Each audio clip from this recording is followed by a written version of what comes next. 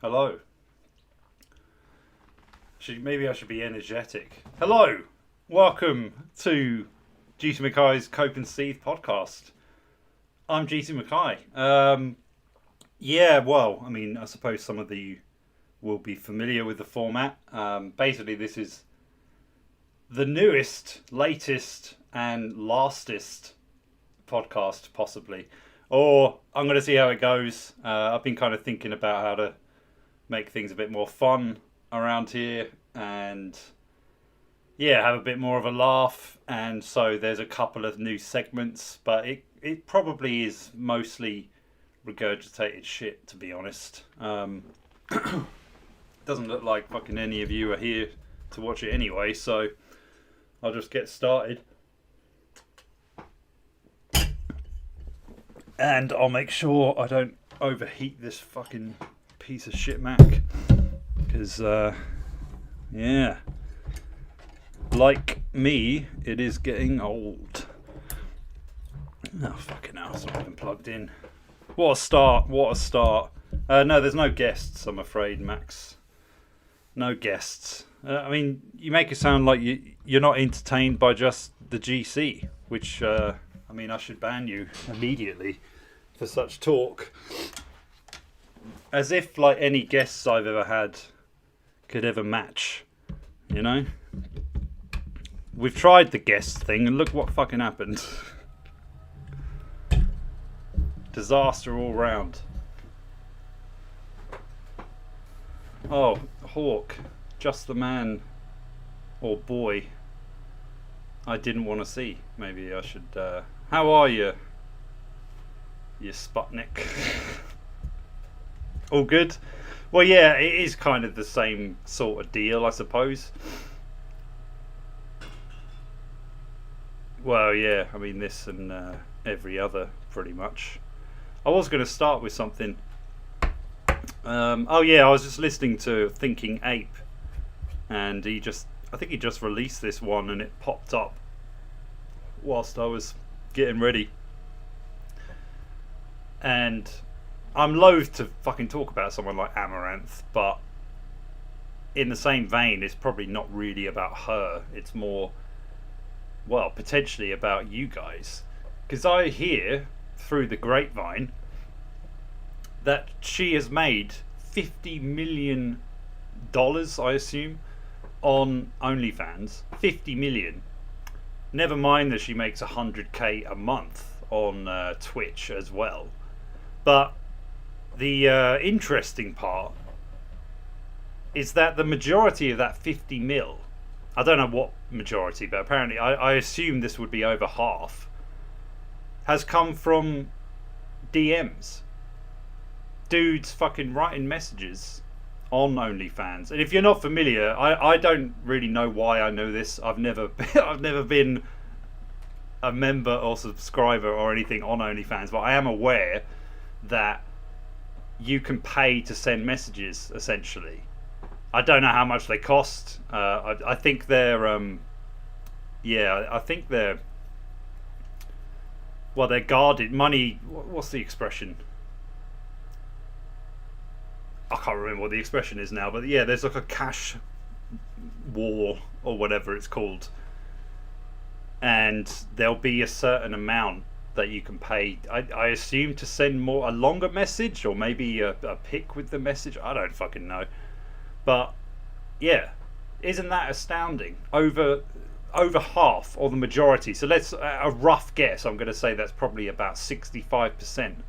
65% of 50 million. It's like what?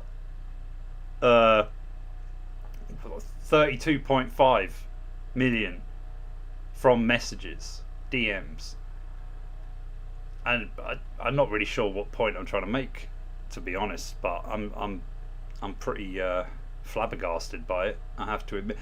This is beyond, what would you call it, simping at this point. This is like mental illness. And I back this up as well, because many a creator of her ilk has now created chatbots via AI. So they've basically taken this kind of work and put it to AI and these these programs that basically just listen to every stupid thing she's ever said and written and all of that kind of stuff, and they will respond to said messages acting on behalf of the creator. So these guys, because let's face it, it's all dudes, are paying for thin air. Or, as I've said in the past, it's like in medieval times when people would pay for indulgences. And I actually think the times we're in are closer to medieval times than they are probably anything else when it comes to how people operate and what they believe in, and the mythologies that they fall for, and magical thinking that is out there. So I mean, just what's I mean, I kind of feel somewhat sorry for these guys if I wasn't so infuriated by their behaviour. But I mean, what are you doing? What are you doing? Because you might, I mean, there's literally 1,000, if not a million other things that you could be doing that would be better spent. And all you're doing is making someone who's already astronomically richer than probably anyone you'll ever know, or even group of people combined, and you're contributing towards that for an automated message pretending to be the very person who already couldn't give a fuck about who you are in the first place. I mean, this is like beyond the parasocial, beyond the comprehensible at this point. And I suspect that some of you are doing this. And what I've just got to say, where's my fucking money? Why are you sending money out to a bunch of ethots who couldn't give a fuck about your existence and actually hate you? Let's be frank about it. They detest you. They like you enough to exploit you, but that's because you're all NPCs. You're all the same person. You're seen as like an entity. You're just part of a collective of, say, like a basement dweller. I mean, you couldn't call it demigod or demiurge, but a demiurge maybe without any powers. But money is your power, but you clearly don't know how to use it properly. Because, I mean, imagine, I'd love to have someone on the show, or just to talk to someone at a bar who spent like 20k on one of these chicks, just to think like, I mean, I'd be quite tempted to smack him up, to be honest, but presuming I'd resist that urge, I don't know, I'd be astounded to know. I mean, maybe they've got a stupid amount of money to throw around, and it's, you know, you can come out with defenses of like, you know, it's people's money and they can do what they want with it and stuff, but there surely is a limit to that. And yeah, probably wasn't the best thing to fucking be listening to just before. Nihilism is the guest. Yes it is. Yes it is. My only companion. Sup? Sokai Cat? Sokai Cat. Cool name. Kind of bit hard to say.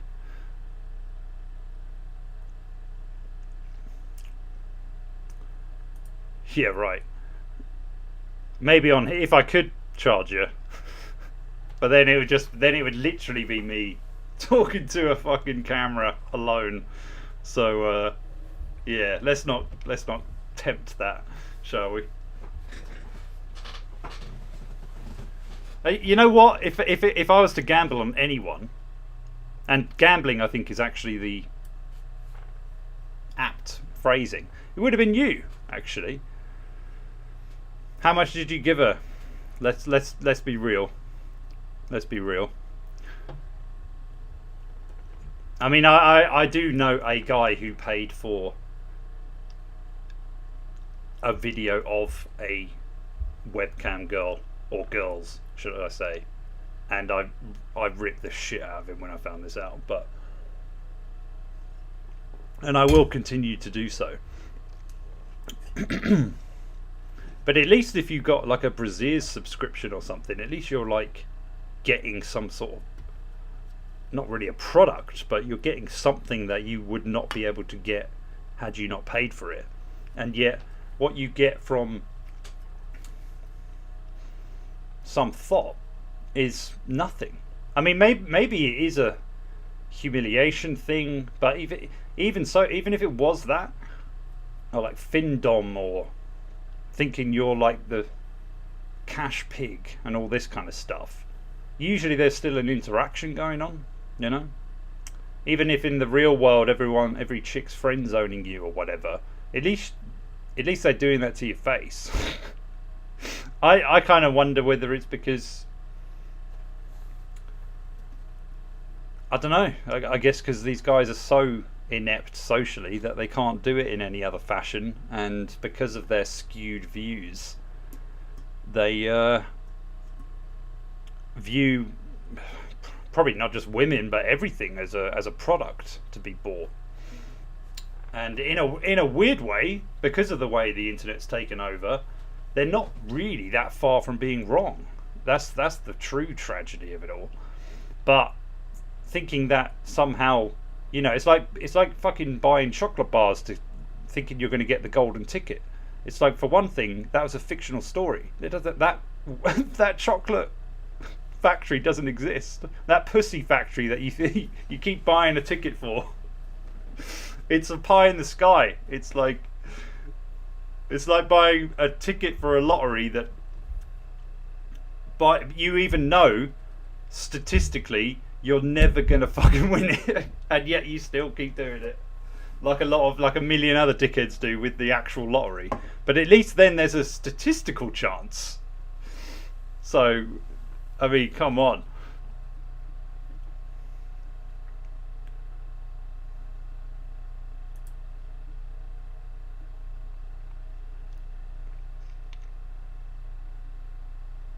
Huh. That's a quote.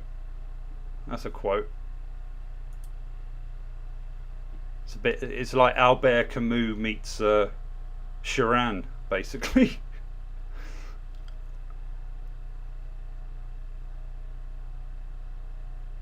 So here we go. Inside knowledge here. One girl told a story about a guy who would pay her 2k per week to eat her dude. Fucking hell. Eat until one day she ate something other than chicken. He noticed due to it tasting different and stopped paying. He sent it back. This shit isn't up to standard. I'm just pissing my. Oh no, I'm just shitting my money away on this inferior. I hope that's not true. I really don't. I don't want that to be true. Fucking hell. It's hard enough not being suicidal on this planet. I mean, maybe I'd get it when you're paying stupid money to make them do shit, because at least like there's a fabricated idea in your head, like, oh yeah, I'm the one in charge here. Yeah, you love that bath of baked beans, didn't you? Fucking get in there, wipe it over your tits. You love that, don't you?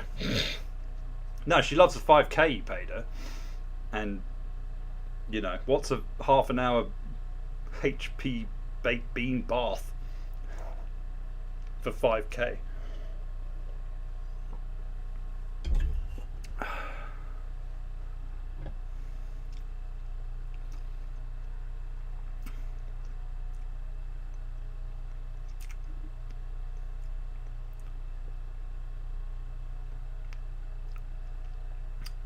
Where's the holiday destination? It's either Istanbul or, oh yeah, Allah Akbar, by the way.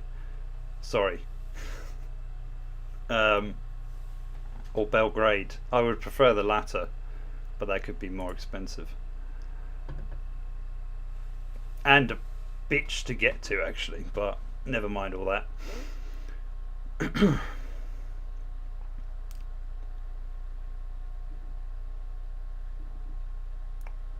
It's 100% true. fair enough.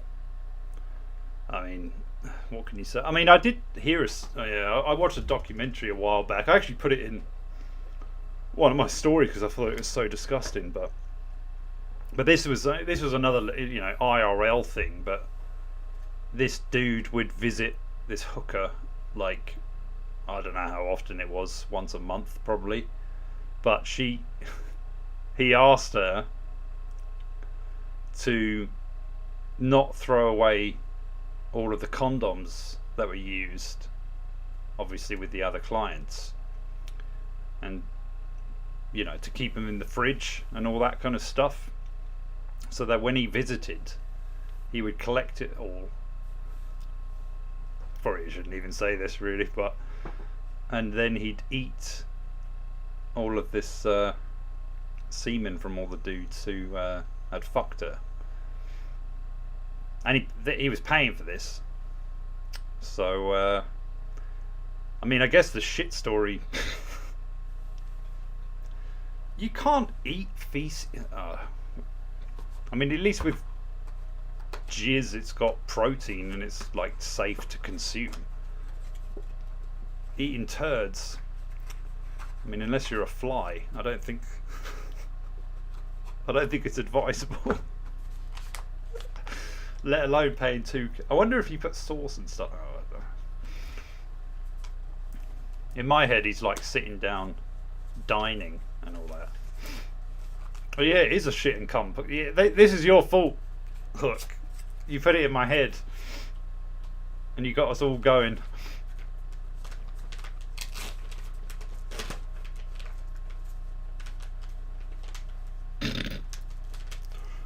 I don't know why, but when I read this, I feel like you're doing it in a really sarcastic voice.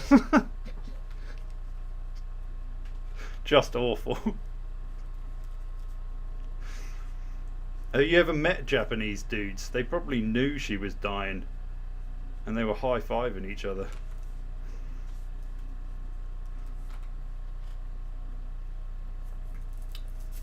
Not that I want to cast aspersions or anything. I mean, Japanese guys in porn, obviously.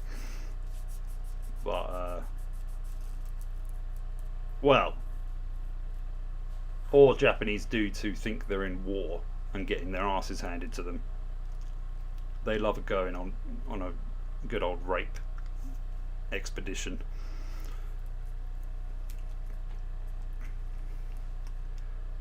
But yeah, that's pretty grim. That must have, I mean, kind of defeats the point of bukkake though, doesn't it? I thought bukkake's all about ejaculating over the face and body, not in the mouth. I mean, that must have been a hell of a lot. I mean, it's a good start to the Cope and Seethe podcast, I've got to say. It's fucking more transgressive than ever.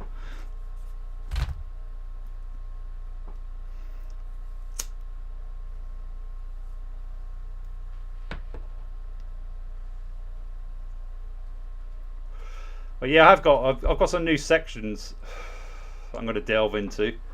I've kept the movie and books kind of stuff the same pretty much because I could not be bothered to rename them. And I've got a new section called Incel My Ride, which, in case you haven't noticed, there are a litany of dudes out there who record life sucks videos inside their cars. And for those of you my age, or maybe slightly younger, you may remember a program on MTV called Pimp My Ride, where a guy would turn up, and it was this rapper dude, I can't remember his name, and he would essentially pimp their ride so that they could get bitches.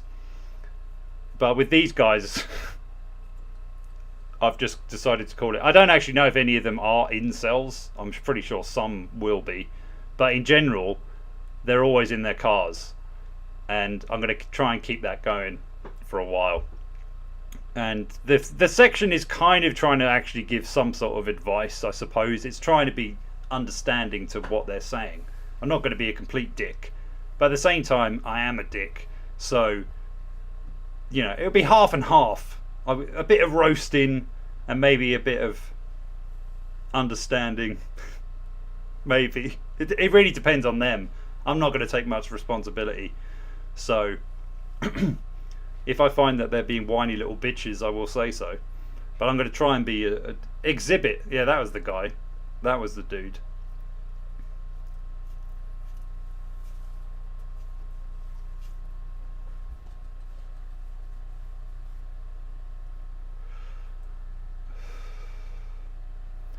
I'm the Chad.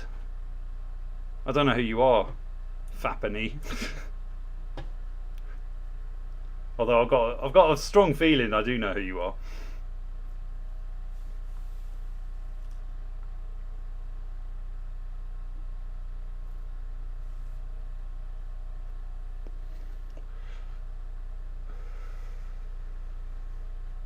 Yeah, exactly. It truly was.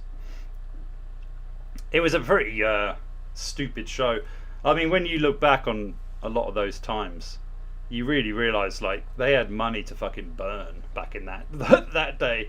Like they made like these ludicrous shows where they'd pay to like basically make a monstrosity of these dudes' cars, and yet they'd love it. But having like fire kind of graphic design, and then even things added to the fucking thing, and then it can bounce and all of that kind of stuff. It was so horrendous. They should bring it back. That was a show.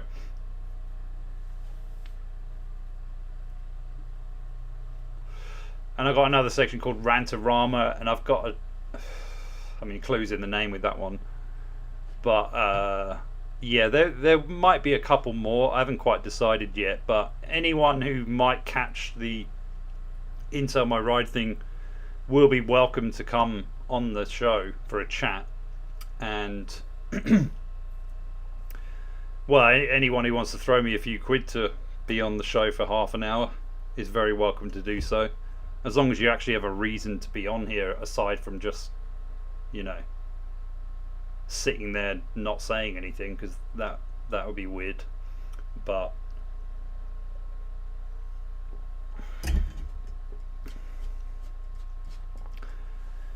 and yeah, well, that's pretty much it for the time being, which I guess brings me to the near the end of this section, to be honest.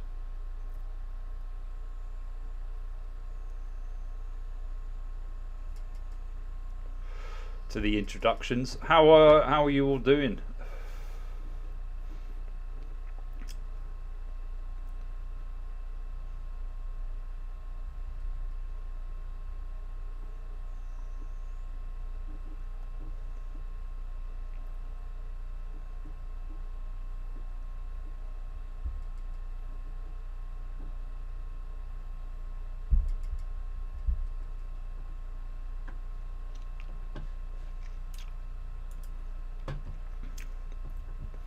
I don't know, there's a lot of flirting going on. Yeah, anyway, I don't think it's just Hawk who's the simp. I suspect a lot of this is why you never cough up any money, because you've given it all to some chick who's not even going to acknowledge your existence. Maybe that's what I need to do.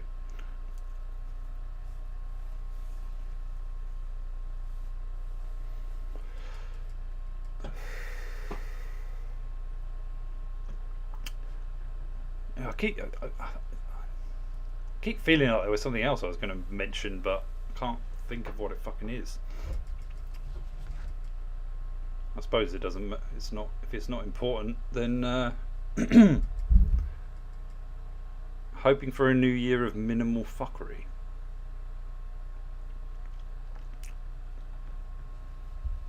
Oh yeah, Hook. There is a way that you can donate to me now. Wink wink. There's a certain somebody in your country whom you've already had acquaintance with. Just saying. And she's more than willing to take your cash, as am I. So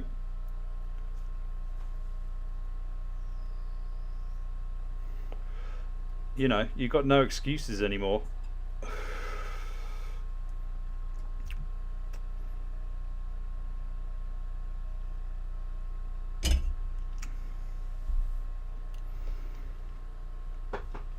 You've got to just send money to Anya.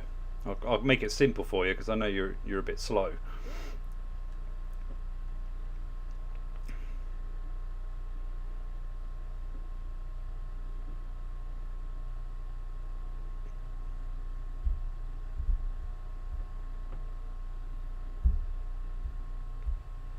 Why are you cold?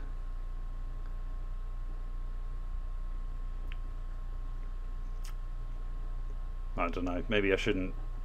I shouldn't start this conversation.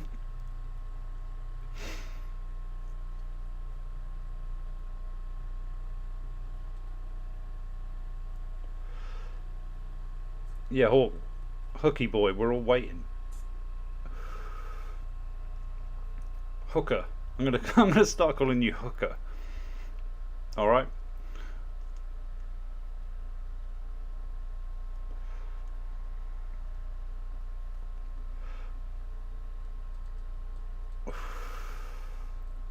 Yeah, I'm gonna. I'll move on to the movie section next because I've only got one this week. I could have had two, but I couldn't actually even remember what the other fucking movie was. Oh yeah, no one's watched my 3 Iron review, so do that, please. I don't know. I've noticed with these reviews, they get dick all fucking attention when I first put them out, and then they seem to get some little flurry, and then they die. So.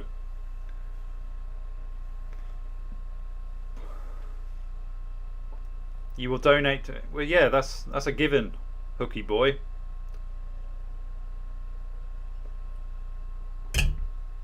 You can even send a little message. I'll read it out for you. How about that? We're waiting, and I'll update the fund as well. So you know, don't be a cheapskate. It would be embarrassing if I put this up by 20 quid. What's that going to get me? Won't even get me to the airport, son. Would I be willing to? I was actually going to put this out. I know this is a little bit unethical, but if you did actually throw me a few quid, yeah, I'll review whatever the fuck you want. To be honest, I mean, I'm not going to. I don't think it is that unethical because I'm not doing it, for some studio who are, hint hint, wink wink, suck the dick of our film. I'm going to give it a review that I'll give it, and that'll be it. That I'll either hate it or enjoy it or be indifferent or whatever. If you want, I mean, obviously I wouldn't be expecting too much, but if you did pay me, I'll put it up in the list, so it'll come out in the next 3 or 4, whatever. You'll know that it's on its way, and I'll send it to you first. So you'll get first dibs on it, but there'll be a 24-hour window, and yeah, that'll be it. And maybe I'll talk about it on the stream as well. There you go. You get 2 in 1.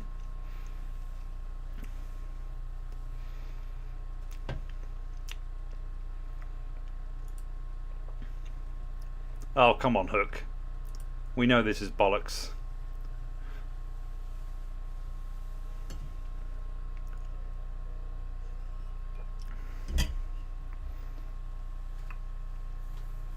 I think it's more likely that she was forced to burn these bridges just to make sure you couldn't trace her, but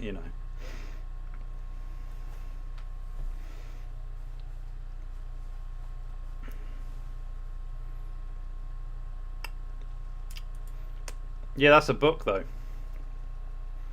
Or it's not even a book, is it? It's 20 pages or something. It's on the list. It's on the list. When I say money, I don't mean fucking tacos. I mean real British sterling and or dollars or euros.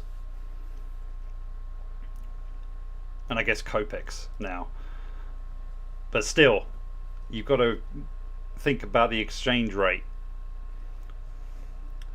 I'm planning. Yeah, I think I will. I've talked about Fargo season 5 already, and I'll say it again. I actually think the season is fucking great. Like, I've really enjoyed it. Um, and it's got one more episode to go. I'm hoping it will finish with. I'm assuming it will finish with a bit of a bang. It's kind of taken me by surprise about the levels it's gone to. And yeah, very good. I've only watched the first season, and I really enjoyed that back in its day. I say that like it was a long time ago. It wasn't that long ago, but yeah, the one with Martin Freeman and Billy Bob Thornton. But you could tell the budget for that season was pretty limited, and they worked around it pretty well. But yeah, that's a good one. Didn't really bother with the others, and just gave that one a go on a whim. And I think it's yeah, on par with the first season, to be honest. If not, maybe slightly better. I don't know. It depends how it concludes it, but yeah, very good. And also the new True Detective apparently is pretty good. In fact, it apparently is great from what I've seen doing the rounds article wise and whatnot. I mean, I think the first ep comes out on Monday, and there's only 6 episodes to my knowledge, which is a bit surprising, I suppose. I thought it would probably be 10, like I think the rest of them were. But you know, whatever. Maybe that's not a bad thing. Maybe some of the episodes are, you know, an hour and a half or whatever. But again, it's really hard to trust a lot of these things, because I find sometimes when something's getting loads of hype, it means nothing. So, but yeah, I'll consider that one for a review if I can, you know, be asked. But I would probably categorize it as a finished thing. Like, I wouldn't want to review something without knowing that it was actually done, because yeah, I mean, a lot of TV series will just carry on until they've milked the cash cow dry, and it usually ends up sucking. But things like, well, with the Fargo thing, it's different characters every time, so you can judge it based off of that one series. Same with True Detective and a fair few other TV series out there. But yeah, a lot of them will just continue, and I mean, I guess you could review it season by season, but I can't be fucked with that, to be honest.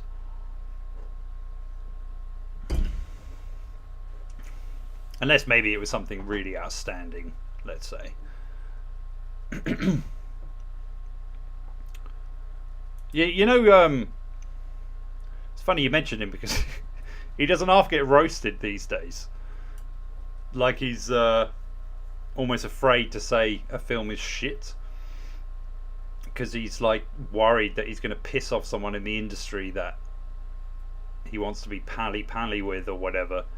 And maybe that's understandable, but yeah, it doesn't exactly make for, I don't know, well-reasoned reviews, if you're thinking about that.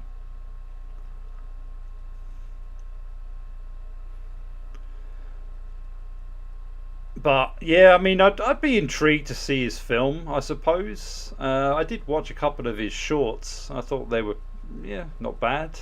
I mean, they're not really of my kind of taste, but just out of kind of interest, it will be intriguing. So could possibly.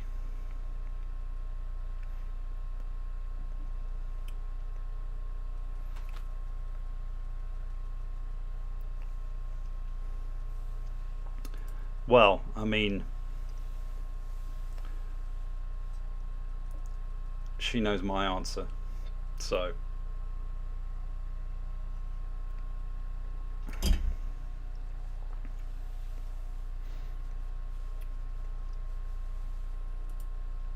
anyway, where's has Hooky fucked off?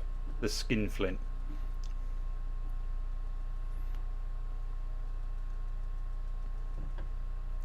Mafia. Alright. It doesn't come out tomorrow over here.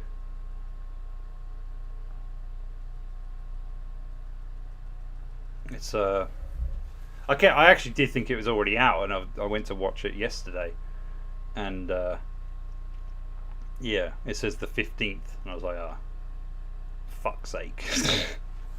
But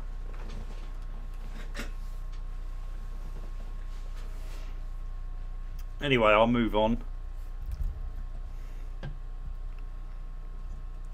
Hook, you're in for a ban.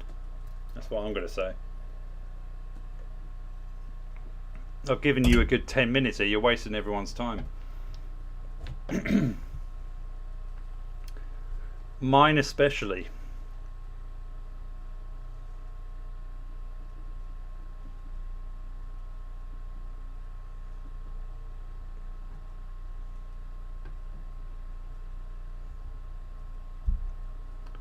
Fair point, fair point. That's true.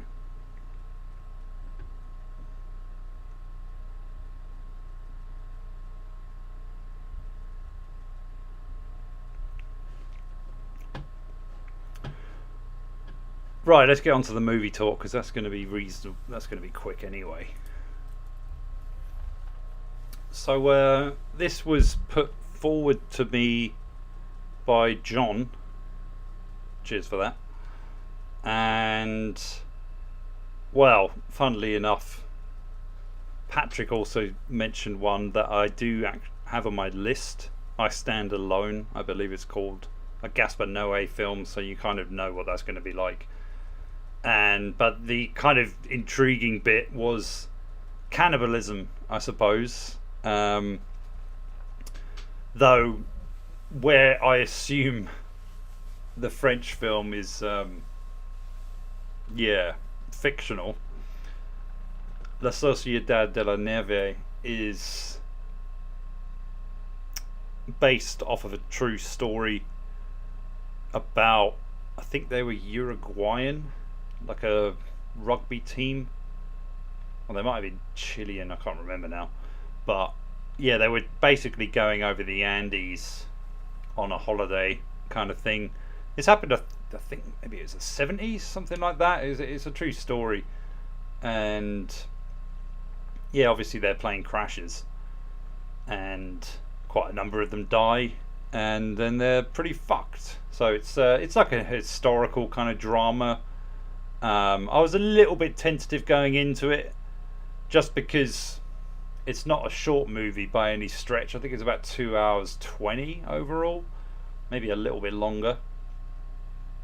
And yeah, I don't know, sometimes with these biographical or historical kind of pieces, they do really ham it up in terms of like the sentimental kind of value of it and all that kind of stuff, and the heroicness of the characters and all this kind of stuff. And but you know, as an experience of a film excuse me, yeah, I quite enjoyed it. I mean, from what I've said about it, that's basically the whole premise.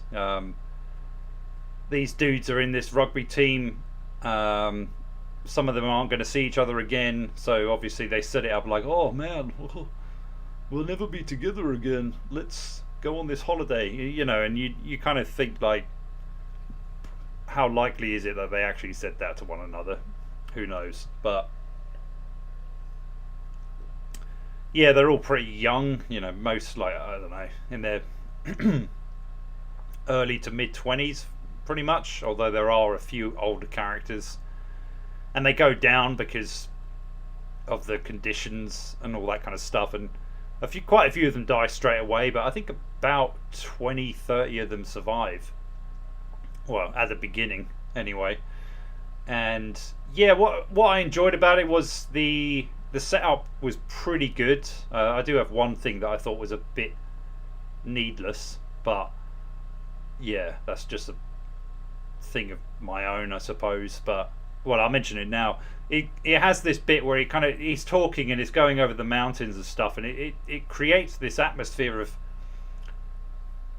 foreboding peace almost, because it's so tranquil and there's just nothing around, you know. It almost seems serene and tranquil and whatnot, but then imagining yourself actually in that kind of place with no way of getting out, and then it's a fucking nightmare kind of thing. And so the setup's quite nice. It's got this good, quite well narrated kind of voiceover going on and all that. But then it cuts to them playing rugby and the lead up to the actual trip and all this stuff. And I couldn't help but feel like there was no real need to show them playing fucking rugby. Like, it didn't really matter. There was a slight connection where one of them is a bit greedy and doesn't pass the ball, and then later down the line he's kind of, you know, nudge to go on the voyage to try and get them some help, because he's got the longest legs and he can like go on forever and all this stuff. So it had a very loose connection to what was going to happen later on, but it didn't really do much else. I just felt like there wasn't actually, like, you've already set it up with them being this rugby team, like with the, I think the writing at the beginning and stuff. So it didn't really make a big fucking bit of difference, or any difference really, seeing them actually playing on the field and all this kind of stuff. But be that as it may, it wasn't like a total detriment to the film. It just felt a bit odd that it was left in there, because that's the one and only time you're going to see it, and it just seems very irrelevant overall. So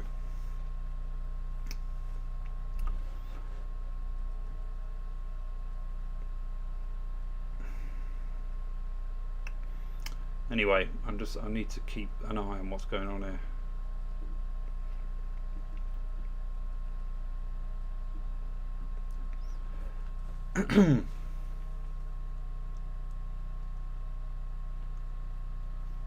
And well, aside from all that, it's actually a pretty well made film. Like the crash itself was really good. I was quite impressed with that. It did it in a very, like, even though you know it's going to happen, you're still very enthralled by what's happening.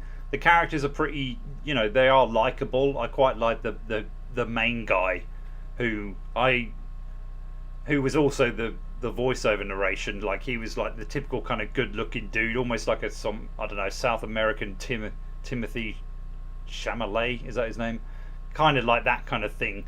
And the other characters went with it quite well. And then obviously, as they're trying to survive and like go against the elements, it's got a very Jack London feel, where you just sense that this environment's going to eat them alive, whether they like it or not, pretty much. And then there's this other part, I won't spoil too much, but a part with it involves an avalanche and all this kind of stuff, and it's actually, all of that is really well done. Like, I was quite impressed with how it filmed it, and the cinematography and the effect it had on the characters, and the characterization of a lot of them, and how it was breaking some, and all of that kind of stuff. And obviously at some point, when they have no food, they resort to cannibalism. But I felt like that was the safest part of the film, almost, because it just became a logical point. It's like, you either survive or you don't. So it's like, most of them, in fact all of them, succumb to it eventually, because there's nothing else. It's not like they can just eat snow. There's no insects, there's no fucking birds around, there's nothing. They can't survive unless they feast on the corpses of their once friends and things like that. And then once they get used to that, it's normalized, I suppose, as it would be. And in a weird way, I guess that was fine. Like, it was a bit weird in the film where it was like going on. The other part of the thing I didn't really enjoy too much, because it goes on about Jesus and shit a little bit, Catholics. So it's like they bring that into it, but then it's like, but Jesus ain't dishing out any bread at this moment, is he? So you better tuck into that fucking amputated foot. But yeah, it was weird. It was setting it up like, oh, this is the most horrific thing you can do, and all this stuff. But then, really, it just became a question of logic. You know, eat or die. You know, that kind of thing. And so that's what they start doing. It's a bit grim at the beginning, but it doesn't really show much, to be honest. It kind of just, you know, deals with it in a quite a sensitive manner. But then it kind of feels like, why did you set it up? You know, as if this is going to turn them into devil worshippers or something. Didn't really know why it did that. Almost like the film was trying to deal with a very delicate subject, and then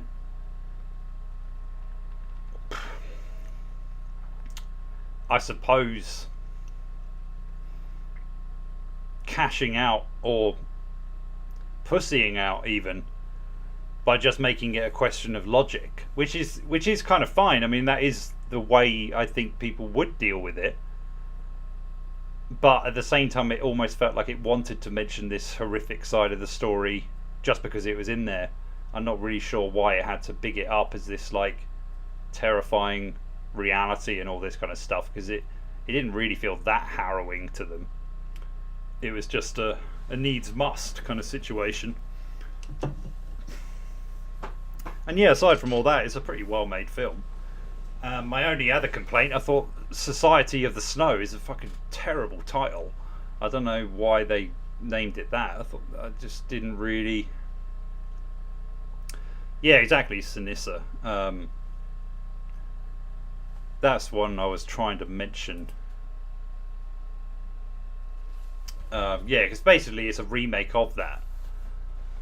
I can't remember. I think I've seen it live, but I can't remember watching it. So I couldn't say, to be honest. I'm going to guess that Alive probably is more harrowing, because this film is like your standard kind of historical drama where it delves into the history, and it's very true to the times in terms of the clothing and obviously the aircraft they take, and of their religious beliefs. Like, you couldn't really knock it for that, because I think they were more devout and whatnot back then.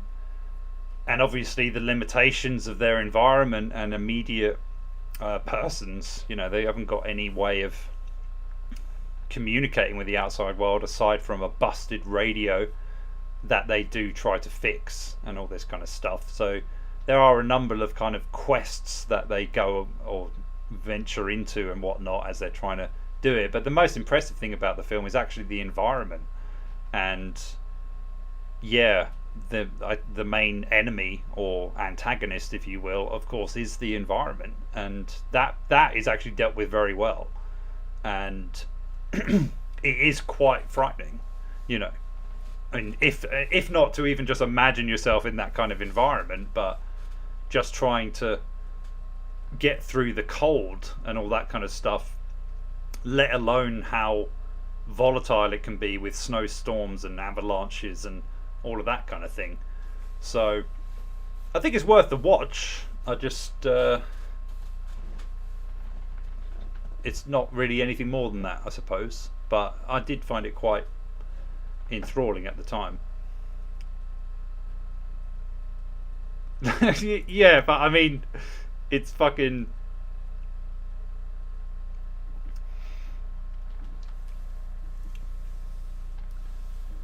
it's a shit title. I'm sorry, it's not. It's a terrible title. They should have just called it Alive Again or something, or even just the name of the fucking plane or something. I don't know. It didn't really. I just thought it's just. I mean, maybe that has more significance in, yeah, South American Spanish. I don't know, but it just sounds wank to me. I'm surprised it stuck with that title in English. Let me check my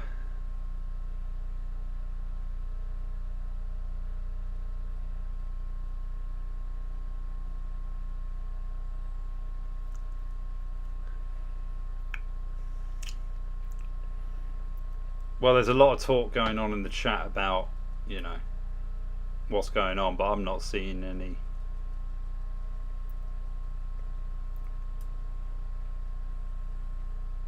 Well, Hawk, you can go fuck yourself with that kind of donation.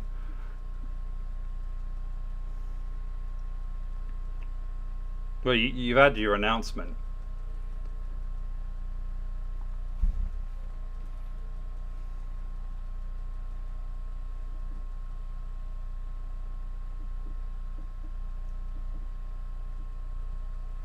You get your announcement when you actually put. I mean, I didn't think you could be that cheap, but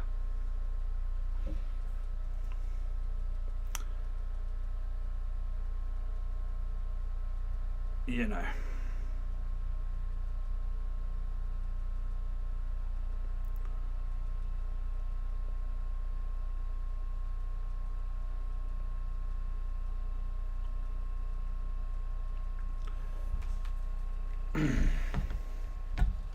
I'll tell you, that's what you get.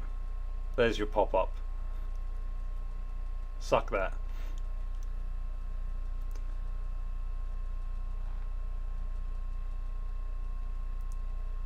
I didn't say anything. You don't fucking dictate the rules to me. What the fuck's going on around here?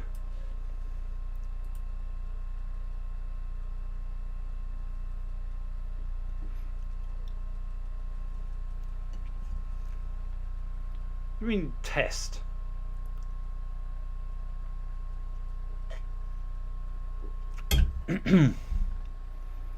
Is that actually any good? Because it just, I don't know. I was kind of mildly intrigued. But because it was a bunch of chicks, I just didn't really care. But maybe it's alright.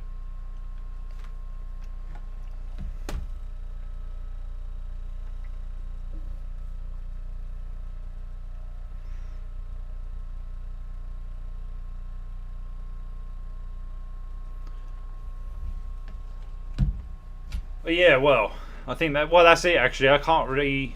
I'll have a quick look to see if I watched anything else, but I don't think I did. Oh yeah, what? Sympathy for the Devil, a Nick Cage film. Um,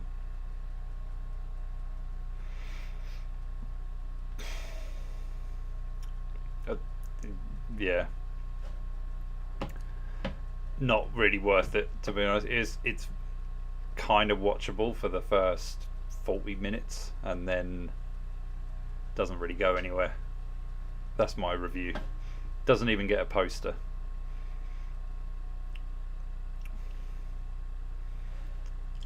Anyway, I'll give. This is a generous 3.5, I'll admit. Normally I'd probably give it 3. But yeah, a well-made film. So I think it's worth it. Au contraire. You know.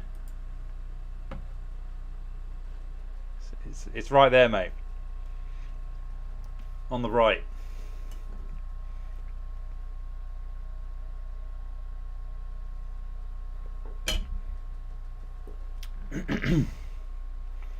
Yeah, I have actually seen that. It starts off all right, and then it just gets a bit stupid towards the end. I thought,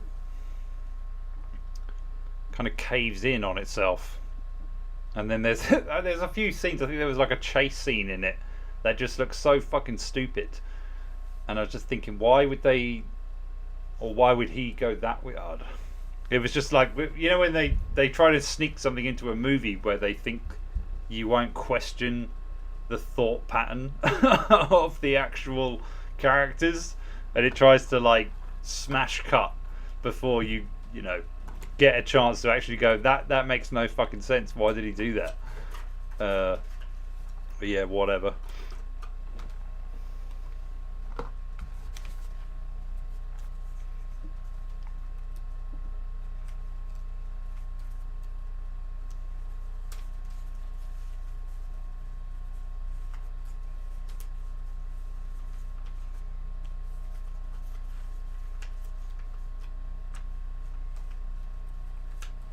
Oh yeah, I did say it was woke. Yeah, well remembered. It was woke.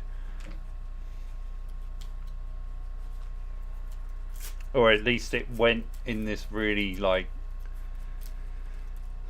modern avenue, let's say, and it was shit. That's all I can say. That's all I can say.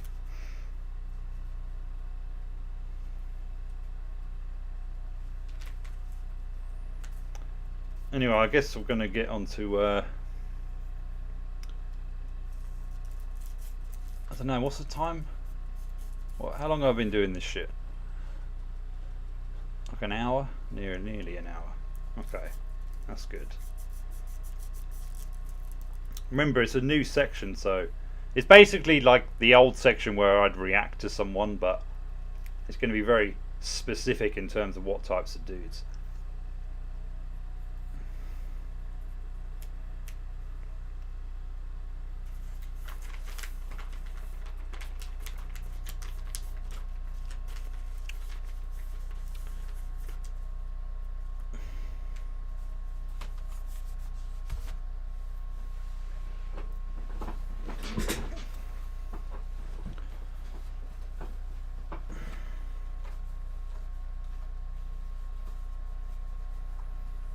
Unless this is question time. You know, really, I should be charging you to ask questions.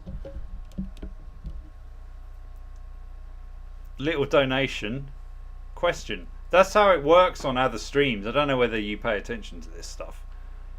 But,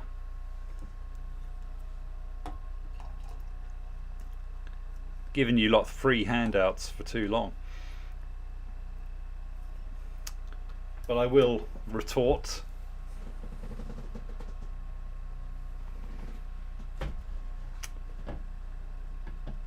Yeah, I do, yeah.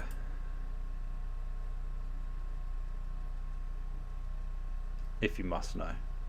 2 a day, generally speaking. Why'd you fucking ask then?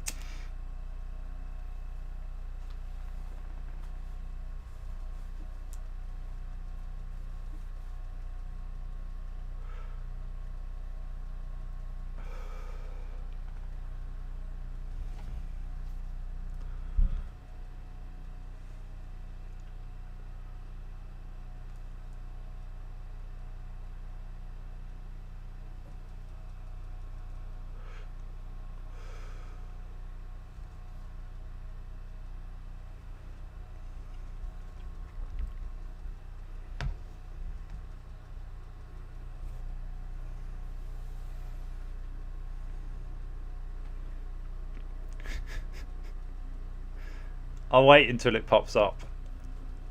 It should pop up. Painbow. And can you define what you mean by that?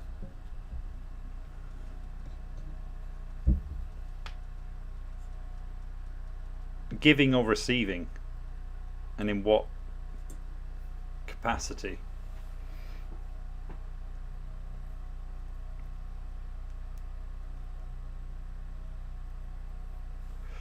In the meantime, I can check my emails for any.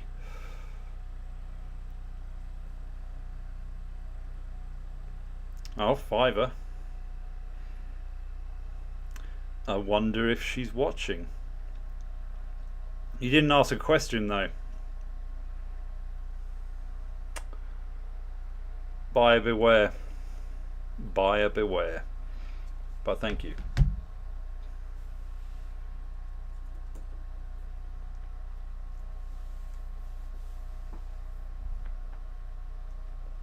This fucking thing's still not popped up.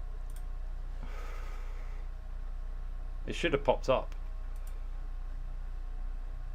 It's fucking slow. Here we go. Yeah, did you receiving? Not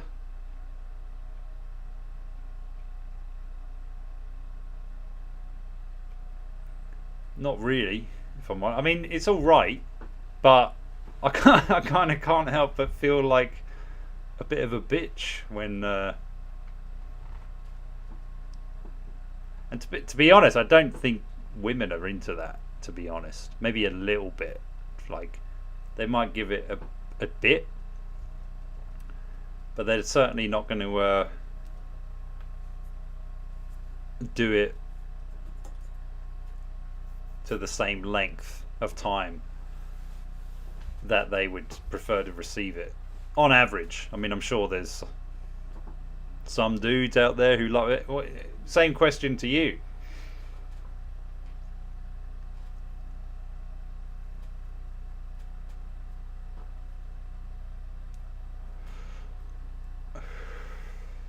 But yeah, in general, it's like one of those things. It kind of feels nice, but at the same time, the nipple is basically like completely useless on the man. It's only there because we're like female by default for like, you know, a second or whatever. But there's no real need for it to be there. And again, I will state it can make you feel like a bit of a bitch. So if you're in that kind of mood, sure, why not?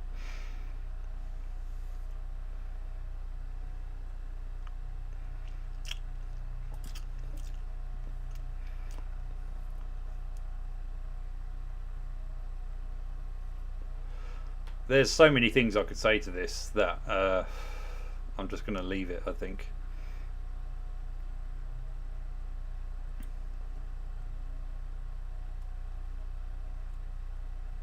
The fact that you have the percentages marked up, this might actually, have you got man boobs?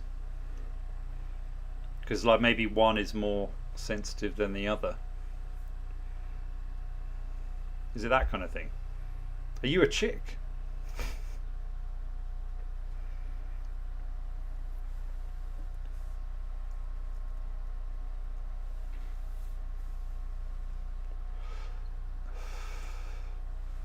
Yeah, I'm going to move on. Okay, so this is a life rant.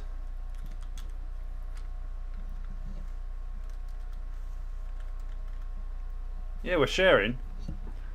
I just have too many questions.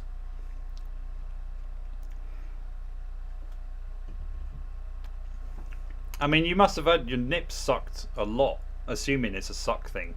Could be a tweezer or clamp thing, I suppose. But the fact that you even know which nipple... Nah. It's doing nothing. I know this is doing something for you. It's doing nothing for me. Oh, you can't see. But I can't feel if one's more sensitive than the other, if I'm honest.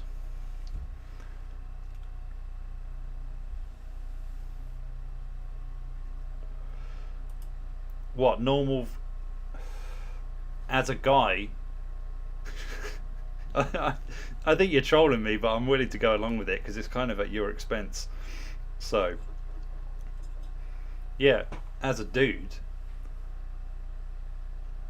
you must more of a flick thing. Okay.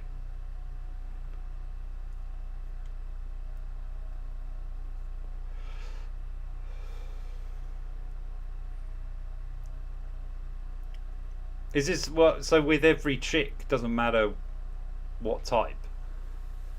If they do if they flick your bean, as it were. So you've got like a clit in your nip, but only one.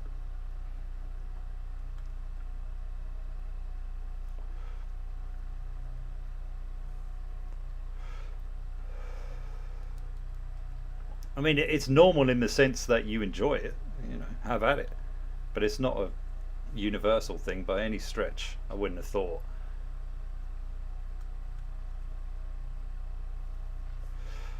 I'm sure you're the first guy who told me that he loves his nips being played with.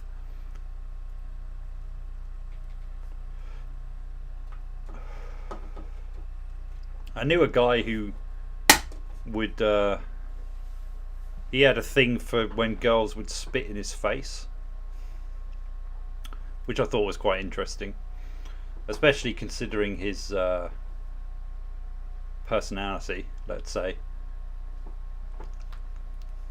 And I think it was a harboured misogyny that actually birthed the fetish, or that he felt that really every woman had no respect for him, and so he had this kind of fantasy where he just want a woman to spit in his face as he's like fucking them or whatever. Kind of weird. Maybe it could be a rape fantasy, I suppose, as well. I don't know, it's kind of mixed up, but I would say that that is probably more normal than your nip fantasy, personally speaking.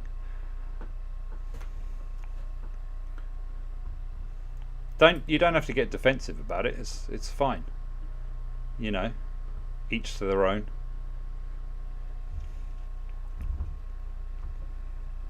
Whatever tassels your nips and all that.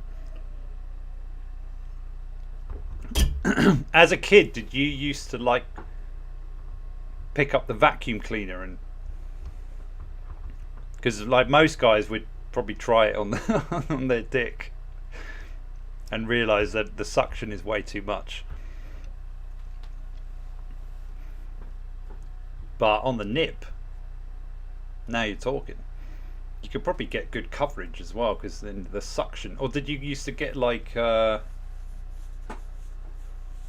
don't know, like an empty Radox bath bottle under in the bathtub, and you kind of press it, so then you get a good suction going, and then put it on the end of one of the other nips, but only one nip liked it. I don't know why, I just get this weird vision of if you were a genie in a lamp and I was rubbing you. When you come out, the first thing would be this like gigantic erect nipple, and then you come out and then you've just like a whole half of you is actually way more bloated than the other. And my first wish for you would be to be normally proportioned, because I'm a nice guy like that, you know. Or a plunger. Yeah, plunger would be even better. You could probably get that from the shit obsessed guy. He's definitely got a few plungers knocking about. Probably like a little mini one in his pocket.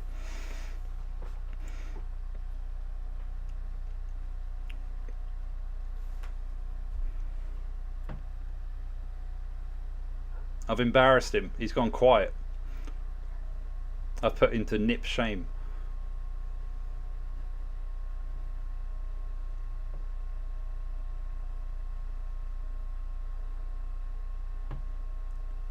I wouldn't go that far. Look what happened to Louis CK. All he did was fucking have a tug, and he got me too'd. He didn't. His nips were bone dry, and probably not even on show.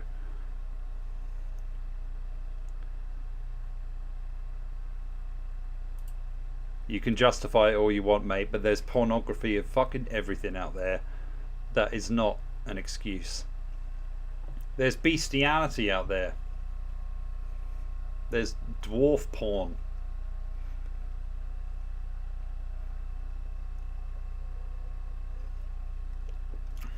Has any chick... okay, last question, honestly. Has any chick reacted kind of strangely to this and thought, okay, now he's a bit of a... I don't know, whatever. A femboy in denial in the closet. Or whatever, just thought it was a bit weird and refused to flick it. I assume as well that the flicking would be when they're riding you. Or am I wrong? Is it still possible in missionary? I guess it is. Maybe you can get better action because it's like that kind of thing. But I'd imagine it's better if you're lying back, so then you can get a good, you can kind of bring the chest up a bit more, and then the natural kind of exposure of the nipples is just see, it's a good question. I'm clearly fascinated. I'm enthralled. I'll even give it a go if you want.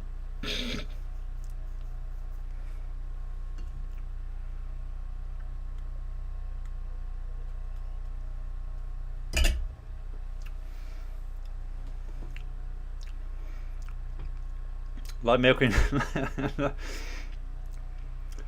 No, I mean, well, like maybe.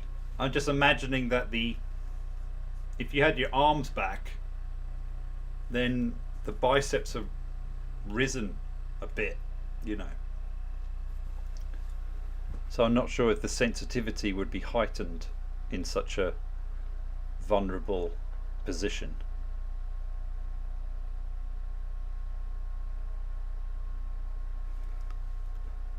Fuck, fuck!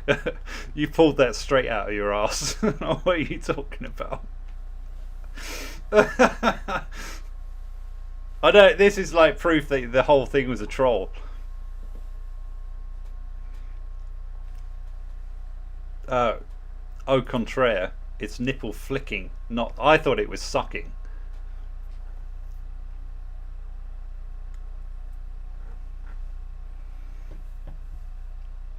No, he means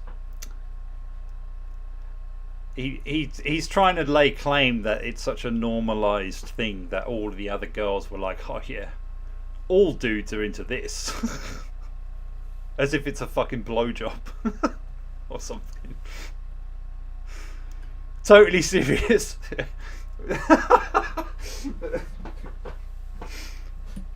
What kind of?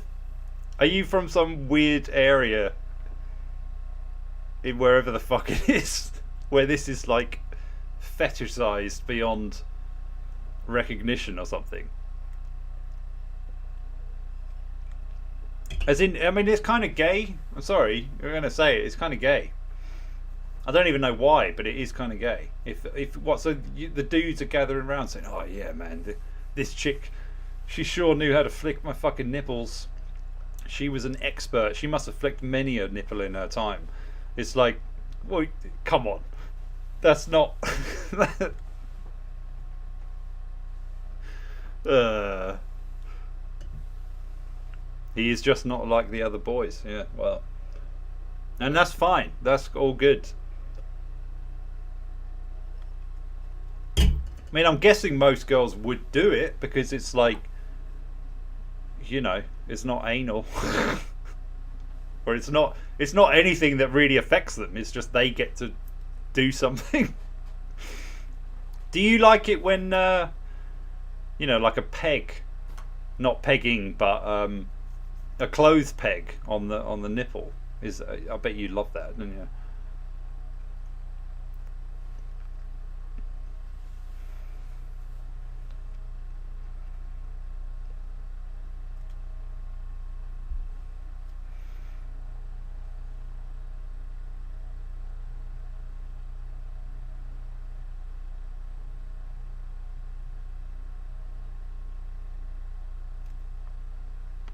Oh,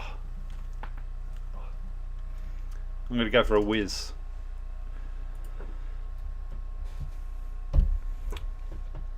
Now you're talking my language, but less said about arse licking, the better, perhaps. Although we've probably already gone all out, so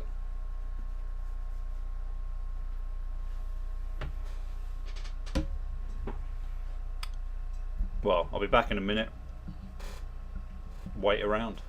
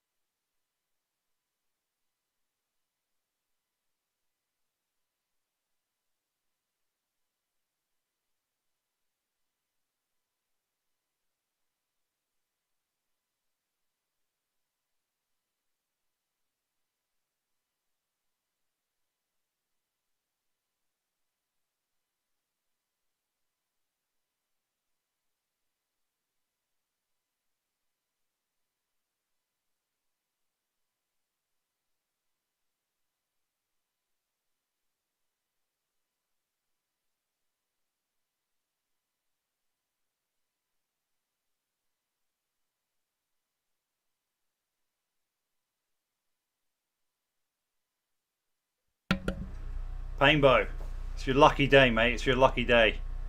50 quid, and this is all yours. And this has been places you couldn't even imagine. Just look at the suction you can get on that shit. Yeah, and for you, friends discount, £40. £40, and this is all yours. I'll even do something with it to, you know, give it a little signature. But, you know, assuming you do have the titties that we have now established, this can get easily around it. You'll never need another woman again. So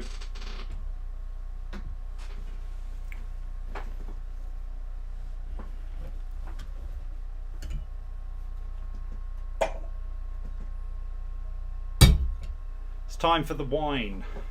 Wine o'clock.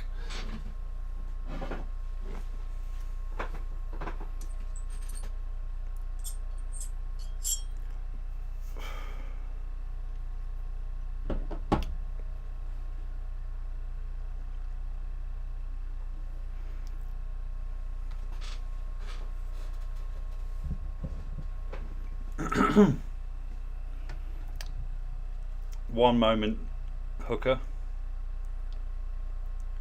Confirmed.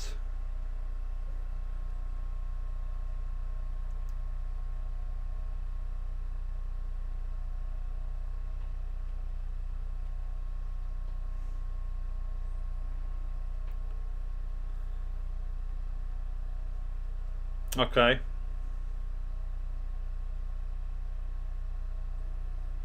I'm just making sure.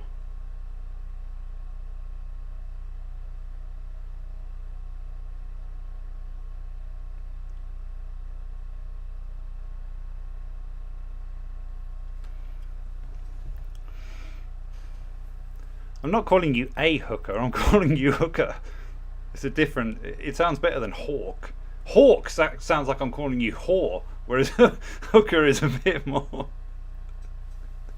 a bit more endearing, let's say.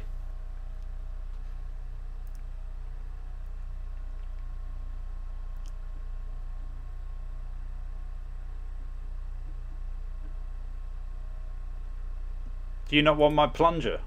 I'm fucking insulted.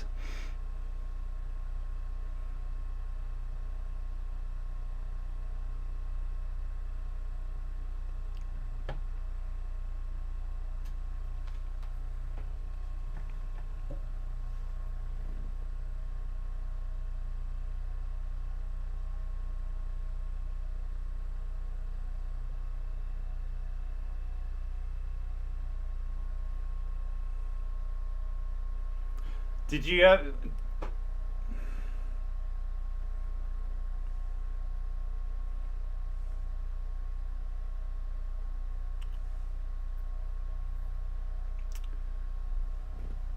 Oh, you got questions? Okay.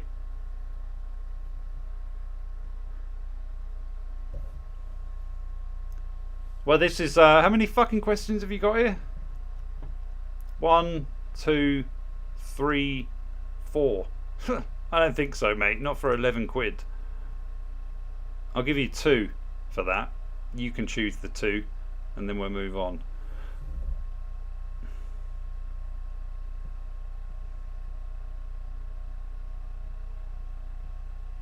And in fairness, you should have passed this on to Anya already. So I did tell you this. I made it quite clear at the beginning. You know, I don't know what's up with people these days. I don't think people fucking listen anymore. This is why doing this shit is pointless. But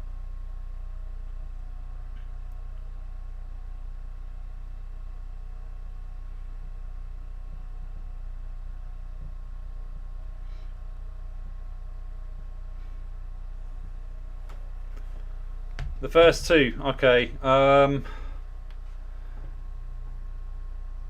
Where can I get signed versions of your books? Moi. You can get them from me. I mean, I'm not sure if you're taking the piss or not.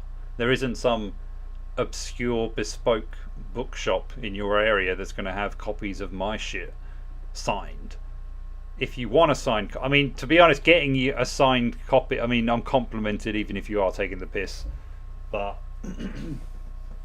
yeah, I mean, it's possible. I can get you them via similar methods as to how I got your donation, if you think about it. But yeah, what would you want?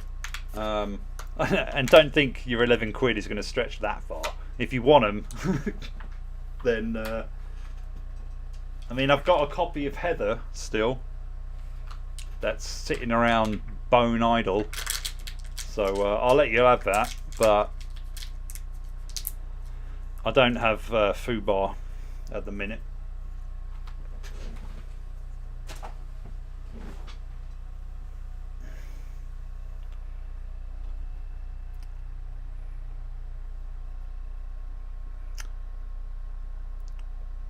No, he said meow, and I considered that to be a question as well, even though really it wasn't. But what happened to the femboy story is the second question.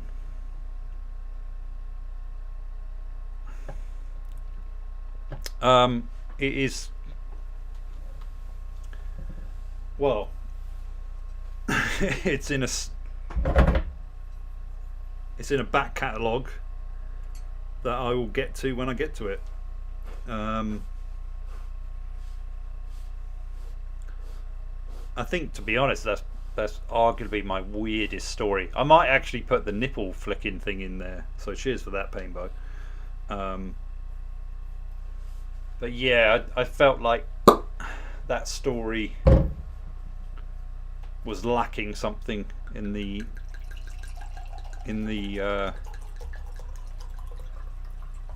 well, the climactic moment, let's say, or more the third act I wasn't too happy about, and I kind of felt like if I'm going to have it like this, I need to reassess it and come back to this shit at some point. But up until that point, I actually quite liked it, so maybe I'll get to that at some point. But yeah, it's a pretty weird story. I mean, obviously, but even in general, this guy imagine a dude so lonely that instead of like becoming a simp on online, he actually prefers to become the fantasy woman that he wants to be. Basically, is kind of the story. It's weird, but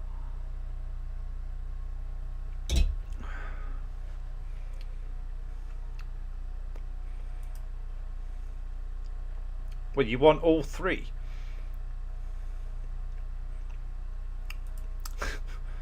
There you go.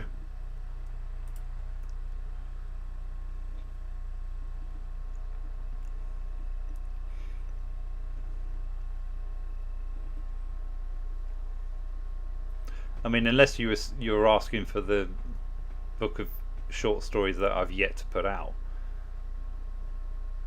and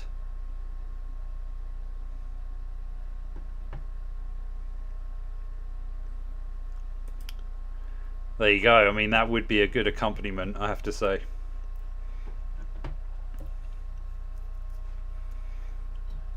Probably would have more of a comedic element to it, to be honest, but anyway, I'm going to do this section before I run out of fucking energy to do it, but not before I roll a cigarette, of course.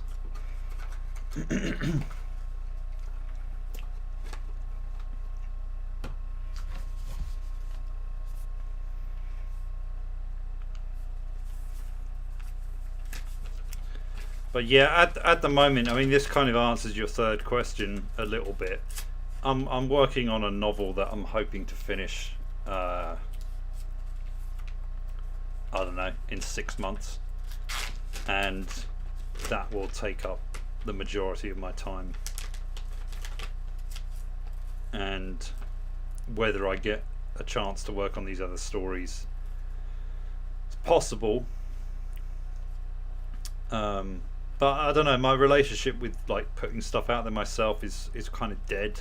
So I might do it if say the femboy story turns into one that is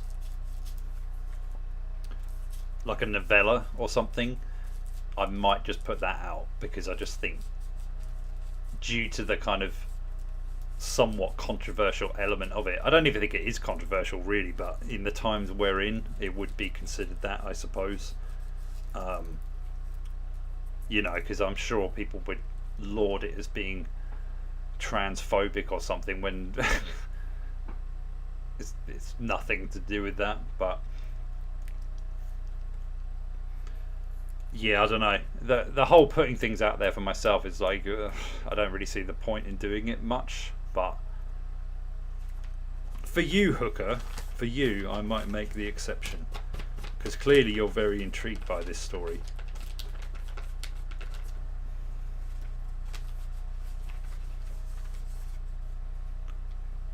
I'm somewhat reluctant to mention what the novel is about, just because it's in an early-ish stage. In a nutshell, though, it is about a group of young-ish folk of about, I mean, they're high school kids essentially in British terms, but the actual narration is from a Welbeckian kind of candour viewpoint. So it talks about societal issues and shit like that, but then the actual plot within the story is what affects them. And it's, I suppose essentially I'm kind of hinting that due to modern technology we have a new degree of subhumans, and the way they relate to the world is very obscure, let's say, and especially their relationship to things like sex and how to get attention. It's an attack on social media and pornography, e-girls, thoughts, incels, all of that kind of stuff. And about, I suppose it's very like an atomized view, because there are crossing stories within it, but in a lot of circumstances the stories don't really have much of a consequence to the other characters. They kind of do, but at the same time, because of their isolation, I don't think they really do that much. I think that's kind of the point in a lot of ways. And yeah, I mean, it's about the kind of how lonely it is actually, I suppose, to grow up as a child in this day, especially as a teen, and to be left to your own devices, quite literally, and how influential that is on them in many a wrong kind of way, let's say.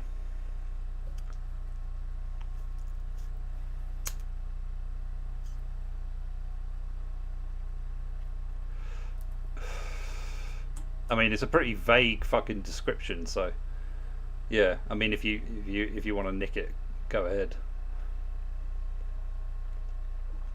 In a way, I suppose it's, I mean, I've kind of thought of it as a little bit like The Outsiders, but not with the gang affiliation or anything like that. It's just more to do with just a few kind of teens. I guess it's a bit virgin suicides, but in a more modern context.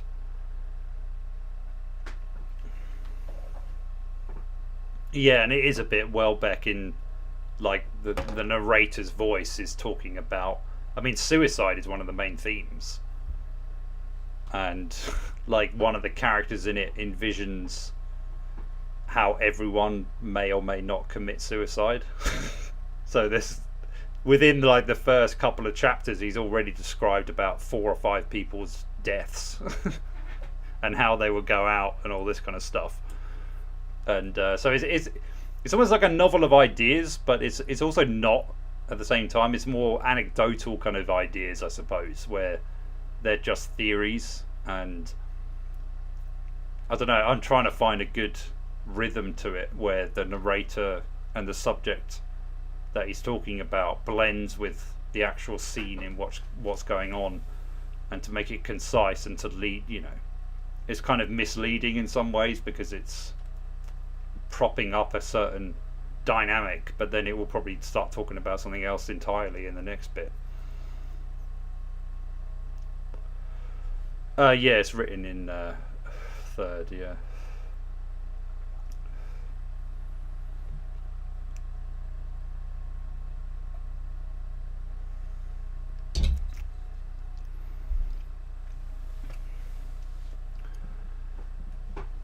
Uh, nah, I mean, not really. Tegan. Um, Admittedly, I'm a Welbeck fan, but rereading Atomized, I certainly saw its flaws, and it's a little bit immature, if I'm honest. And that's coming from a dude who writes about all sorts of fucking shit. But yeah, I kind of feel like it's missing the eloquence of well, especially a French writer. But sometimes I think the more you delve into the actual process of creating literature, the more you're going to realize, I don't know, a piece's flaws and whatnot. Mosfair, I couldn't really say. I don't know. Apart from my year of rest and relaxation, I think she's all right. I don't think she's great. And I find how often she's churning out books to be suspicious, but maybe I shouldn't. I like the variety of her work, but I'm sure I wouldn't find anything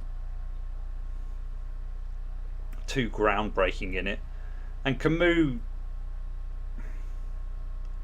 well, yeah, he wrote a masterpiece, so I can't bash him, to be honest. I didn't think much of his other work, if I'm honest. There were some nice passages in The Plague and stuff, but as a story it wasn't particularly enthralling, and it was kind of dull.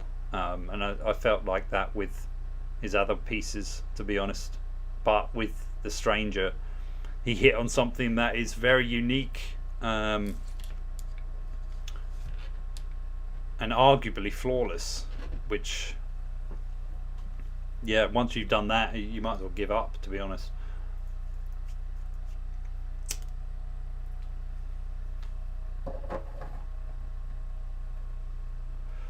Cheeky cunt. There's fucking nothing wrong with Heather. What are you talking about?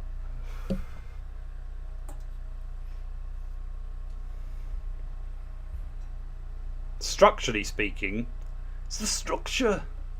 Structurally speaking, Heather is actually pretty fucking on the money. Bitches. But possibly the ending, I knew people would have issue with the ending anyway, but the actual crescendo that it leads into works. It's you lot. You don't have imagination.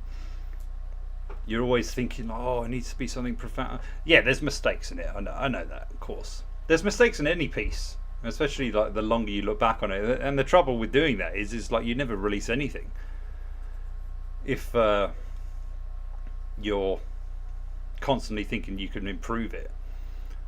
At some point you have to let it go, and there's only so much you can give to a certain piece. And yeah, how many fucking The Strangers are there?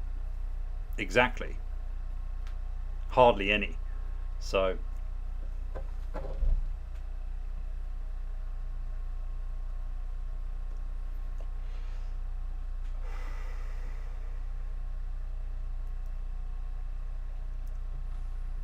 it's not actually his style that I would say is boring. It's more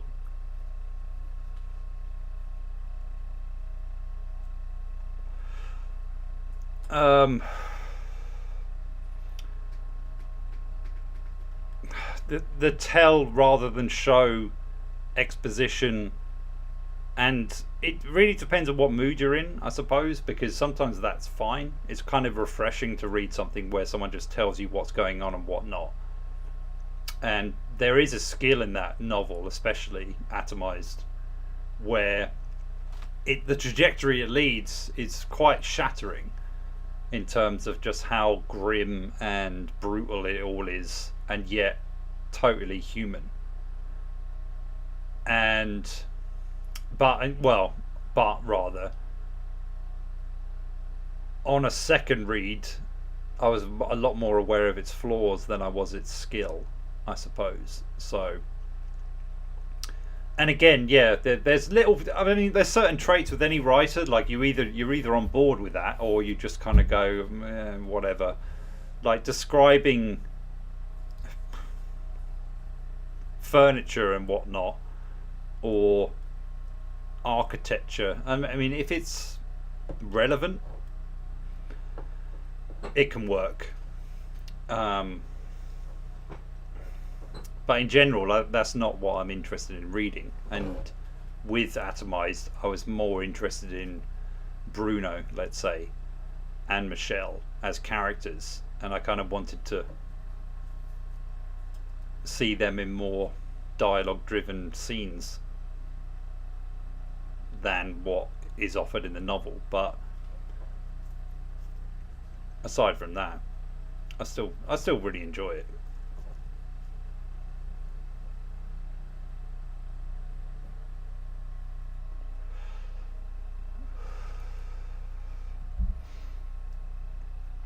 Yeah, no, I think there is a skill in being basic. That's the thing. It's like sometimes when you're trying to be too eloquent, it can be compensating for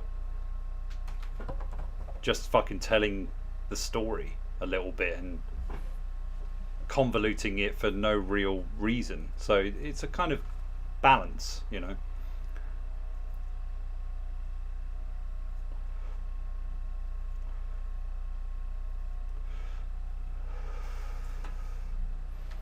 May you kindly, no, you may not, sir, but well, I don't know, maybe in some ways that kind of proves the point I'm making. Is like it all depends on mood a lot of the time. And as the creator of anything, you kind of you end up hating anything you put together anyway.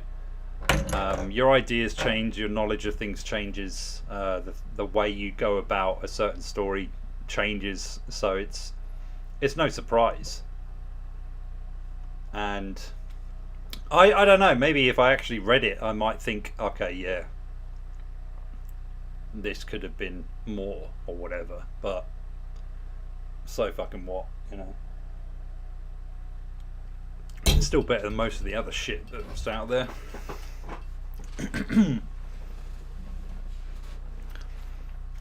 Anyway, you're all distracting me from this. We're gonna get through this, and then I'll leave the rant until next week. I'm always ranting anyway. Right, let's go. Nobody cares about you. Right, so yeah, this is a new section. I'm hoping the volume's alright. And yeah, this is Kev So Litty, a life rant. 13 mins. And as stated earlier, I'm going to attempt to remain impartial to what is being said and somewhat forgiving, perhaps. These are going to be a lot of young guys, and I do think, in all honesty, being a young dude must suck pretty hard, in all honesty, because yeah, when I was this guy's age, which I assume is what, 20 odd, you know, the world was a very, very, very different place. I didn't have awful shit around me like YouTube for one, but yeah, none of this social media bullshit, aside from maybe MySpace or something. So just in the way it was used was totally different. You know, people in the past wouldn't advertise the fact that their fucking grandma died on this day and that, or even if someone in their immediate family just died and things. Yeah, just little things. That wasn't normal. Like, that was kind of weird at that time. Whereas now, people use it for clicks. You know, so it's become. I mean, I would, as a further extension, I would actually put forward a case that I think the internet has made people amoral overall, because the way technology operates is robotic and therefore has tendencies of a psychopath or someone who looks at things very clinically. And the fact that most of these social media apps are designed by autistic fuckers is no coincidence, because their worldview on things is all about statistics and numbers and stats, basically. And when you're constantly exposed to that kind of thing, the way you're going to think is, well, going to be emblematic of that, pretty much. So, that being said, it needs funnily enough, I was working on a little intro. You've teased me into mentioning this. I might do it, but, well, I can't sing worth shit, and it would largely be a waste of time. So I also, there's a good a song that I would love to use. I just don't know whether I should.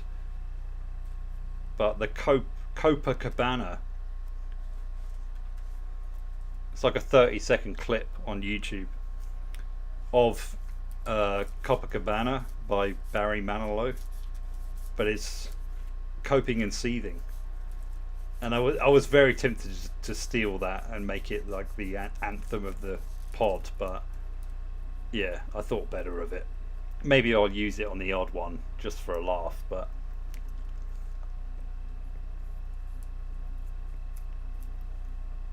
all right, so we're up for it. Let's go.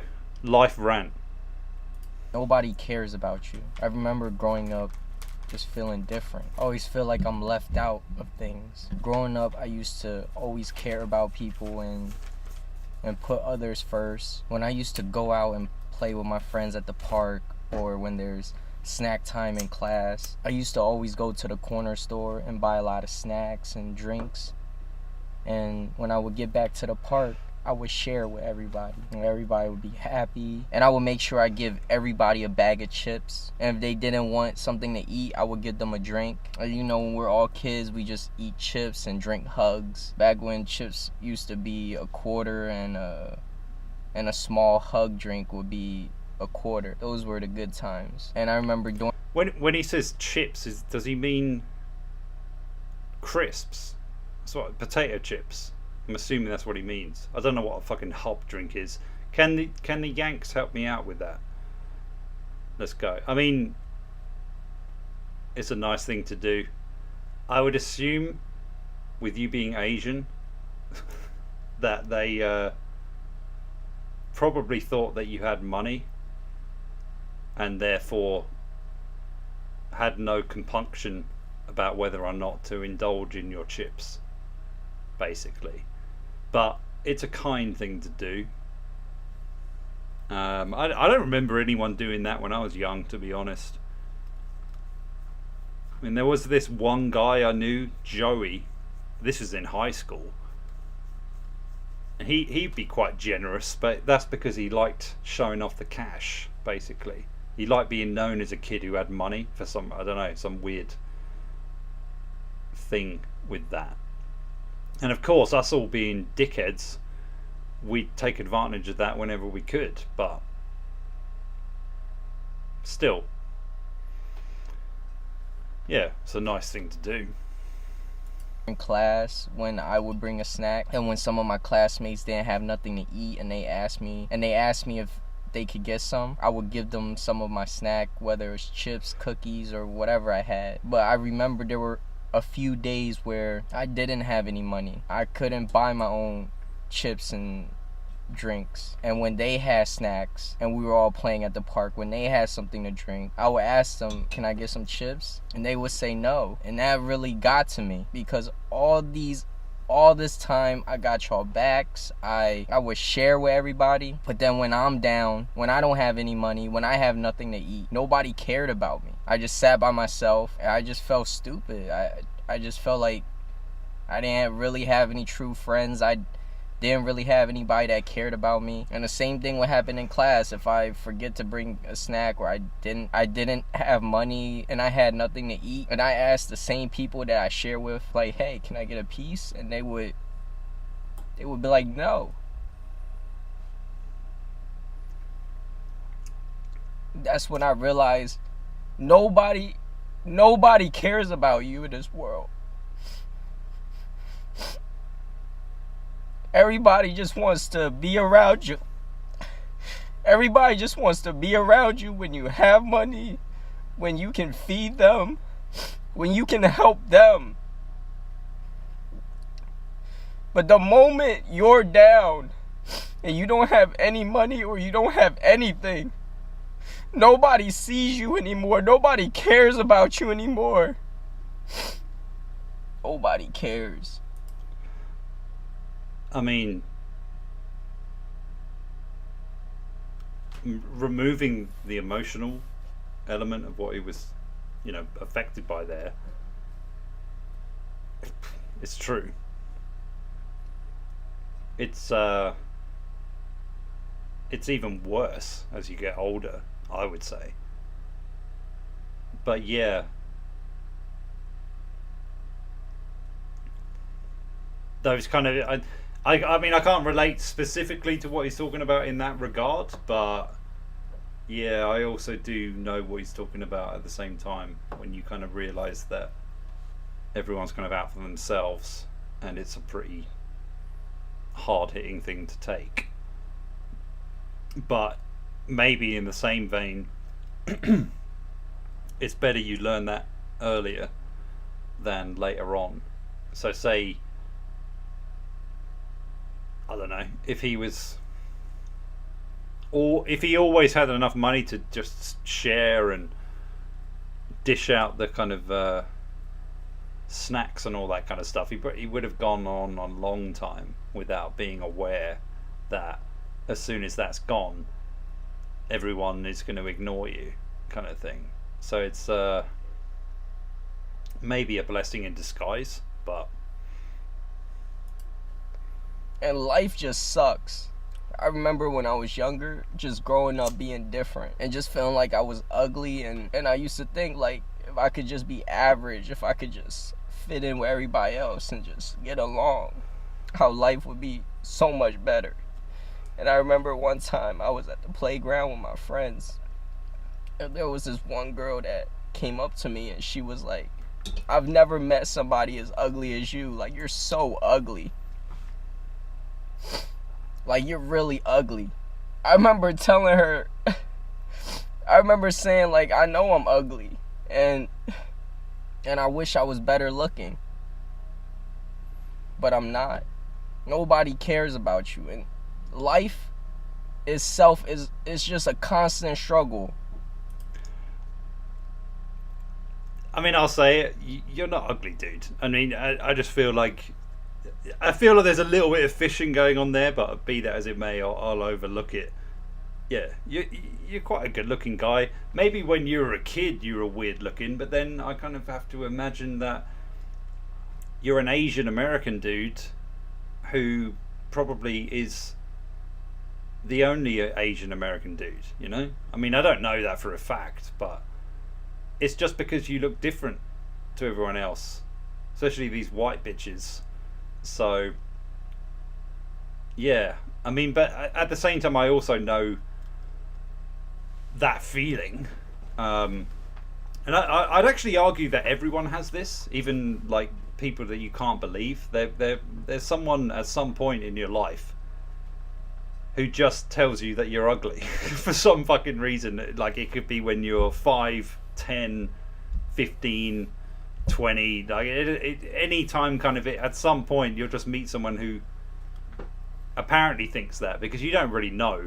I mean, you could even potentially argue that this girl actually was crushing on you a bit, but because of the fact that you look different, she had to say you look ugly because you look different, and that's all it really is. But yeah, I do think everyone has a moment of that. I remember when some dude was saying it to me, and I was about 19, 18, and this guy was ugly. So I just found it funny that he was just like laying into me that I'm this ugly fucker, and I'm just like, okay, like, that's come out of nowhere. But and even weird shit my dad said to me. I always remember when, I think I was like 11, or no, younger, like 7 or 8 years old, and my dad accused me of hanging out with a guy or group of guys because I was the better looking of them. So the only reason I was hanging out with them is because they made me look good. 8 years old. 8 years old, like, what? Because I'm slinging pussy. Like, all I'm looking for is like the chicks, and I'm trying to impress the chicks. And all yeah, I just found that so absurd that my dad would say something like, I still don't even know what he meant by it this day. And it's a shame he's dead, because I'd ask him, but probably he didn't even know, and it was just something that perhaps he did when he was younger, but not that kind of age. That's just weird. But yeah, it's not pleasant, let's face it. You know, no one wants to feel like they're fucking ugly, but I feel like I can never get a peace of mind. There's always the next challenge. Once I solve one thing, another problem comes. It is never ending.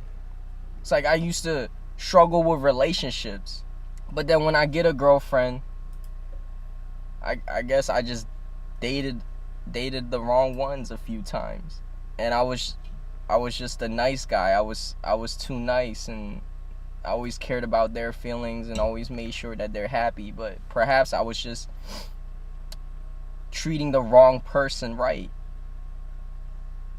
And all they ever did was cheat on me and flirt with other guys, and just left me for somebody else. Even in relationships, it's a struggle to find someone that you're compatible with.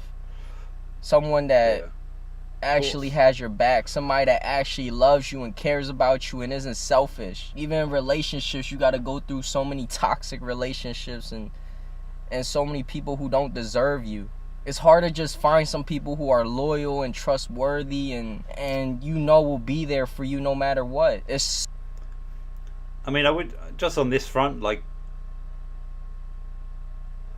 I think one of the worst things that people are put through is the fact that you grow up, and maybe to Gen Z's credit in this regard, in terms of them defending how they're still children up until the age of like 25, they do actually have a slight point when it comes to relationships, because no one teaches you fucking anything about this. And if you come from parents of the average standard, you are going in blind, and you don't know what other people are really like and what they're capable of, and you will, and especially if you've been brought up by parents who were slightly neglectful or even abusive in either the emotional or physical regard, you're going to be drawn to people who are like that.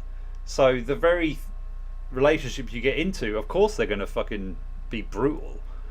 But on a bigger scale of things, it's almost a form of abuse by the fact that you get to, say, 16, 17, 18, and all of a sudden you're in an environment where everyone's horned up and hormones are going crazy, and you want to get involved with people, but at the same time you don't have any clue as to how to go about that. And just look at like how people behave. Most people are broken. even at that stage, but especially ones who are older, and because they all get mixed up, it's a very toxic environment in of itself, let alone people's behavior within it. And yeah, I just think it sets you up to fail, basically, and it sets you up to be drawn to people who, the only reason you're actually drawn to them is because they're just as fucked up as you are, and it's like a reflection of that. And so naturally you're going to be drawn to the girls who are sleeping with basically everyone in school, or the guys who are going to knock you about or whatever, stuff like that. And that's basically because you can't know who you are at that point. And maybe that's the way it should be, I don't know, but it's the only way you can really learn. And in a lot of ways I just wouldn't take too much from it at that point, even though it's a lot easier said than done in the moment. And even years after, you think you've understood it, by the time you get to 27 or whatever, but you haven't understood shit. So yeah, in some ways you just have to try and take the positive out of it, which is you learn who the fuck you don't want to be surrounded by, because a lot of people are so self-involved that, well, that's all that matters to them, and you can never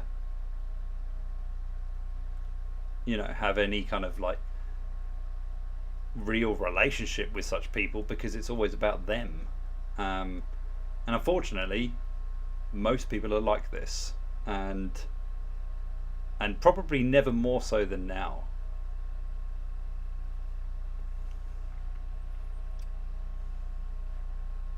So hard to find people like that. And it's not just finding a girlfriend that's loyal, it's finding friends that are loyal. Finding genuine people that actually care about you. It's a constant struggle.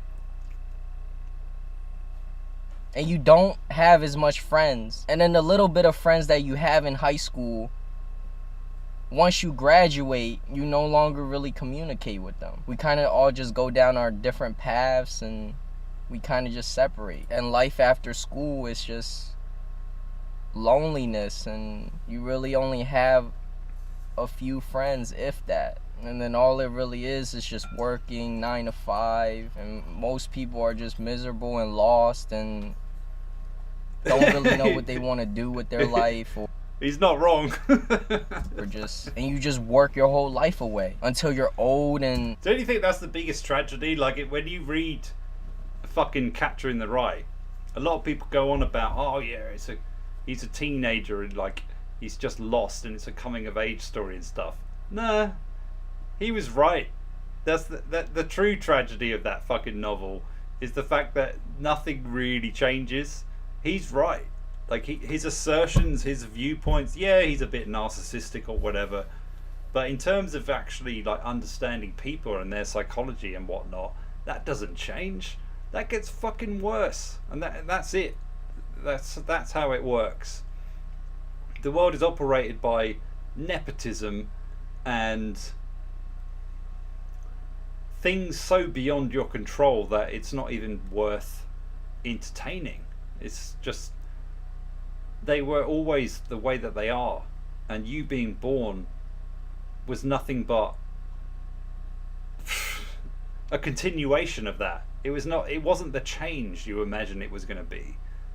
It's not. You're not the special fucking, I mean, maybe if you're exceedingly lucky in whatever endeavor you may pursue, or the intelligence you've inherited by some sort of fucking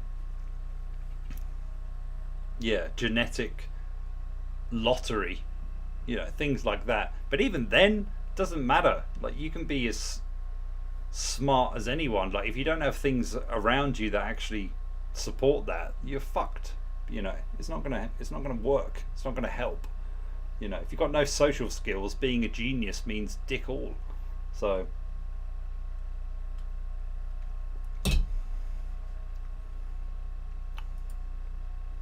if the economy is any good, you might be able to retire, and then from there you have a few years left, and then you just die. That's all life really is. You're born, you go to school, you work, you get old, you retire, and then you just die.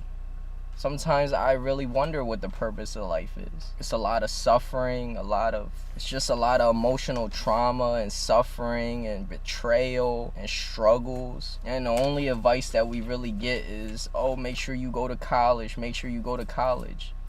Not everybody's meant to go to college. Not everybody really, it's not really the best path for some people, because some people just ends up getting their degree and can't even get a job in that field. And it's just a waste of money. And you know what the worst feeling is? When you have a degree and you feel like that degree is worthless, and you feel worthless. That's the worst feeling, when you feel like a degree on your resume means nothing, when you can't even land a job interview, when it can't even get past their automated system that just rejects you. You don't even get a human to look at that resume with a degree on there. You feel worthless. And then what he raises here is actually a very good point, and not something that I was used to. But yeah, that's how it's all done now. Everything's automated. It's all impersonal. And rejection is the fucking norm. Like, most of the time, for every 100 jobs you might apply to, if you get 3, I mean, it's kind of similar to Tinder, basically. like you're not going to get responses unless you know, look like Chad, basically, or you just fit a certain criteria. But in general, those things are put out just because the companies behind them need, you know, they need to meet a quota or whatever. They're not looking at it. And the fact that it is just scanned through by an AI, it's, yeah, I mean, by its very definition, it's dehumanizing. It's kind of like, well, why do I have to make the effort to even get this kind of thing? Why can't the computers already just go, oh, you know, due to his or her experience, they'd be good for this, that, and the other. If these fucking AI things are so great, they should already be able to ascertain and determine what is better for most individuals, especially young people who are looking for work or whatever. But no, they don't do that. They scan through fucking documents and judge you and base it on a set of rules and criteria that are most likely based behind the company and things like that. So it's a joke, really, how it all operates. And it's only because those who are in the know, or know those in the know, will actually get the upper hand. And it is demoralizing by the fact that you just feel like you don't exist. It's similar, and this happens all the time. You know, I'm sure when he was, probably the reason he's published these videos is just trying to get some sort of acknowledgement of his efforts. And it's a very sad environment when that is what people are relating to.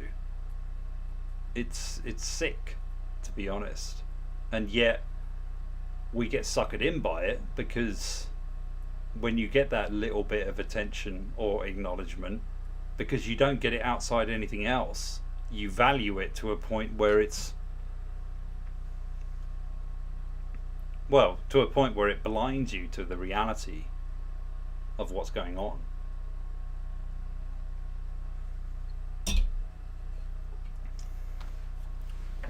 Anyway, I'm going to let you wait because I need to piss again.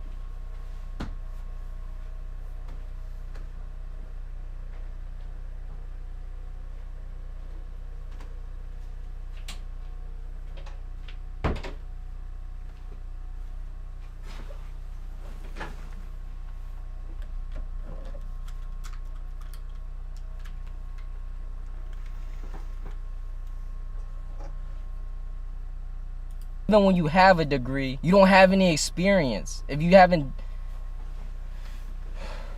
It's like a degree means nothing when you have no experience, when you have no connections. When entry-level jobs require 5 years of experience, it's just frustrating. It's like, what was the point of me going to school then? What was the point of me getting this degree? Like, can we have some real entry-level jobs? Can we get some real entry-level jobs that require no experience? Can we see some of that?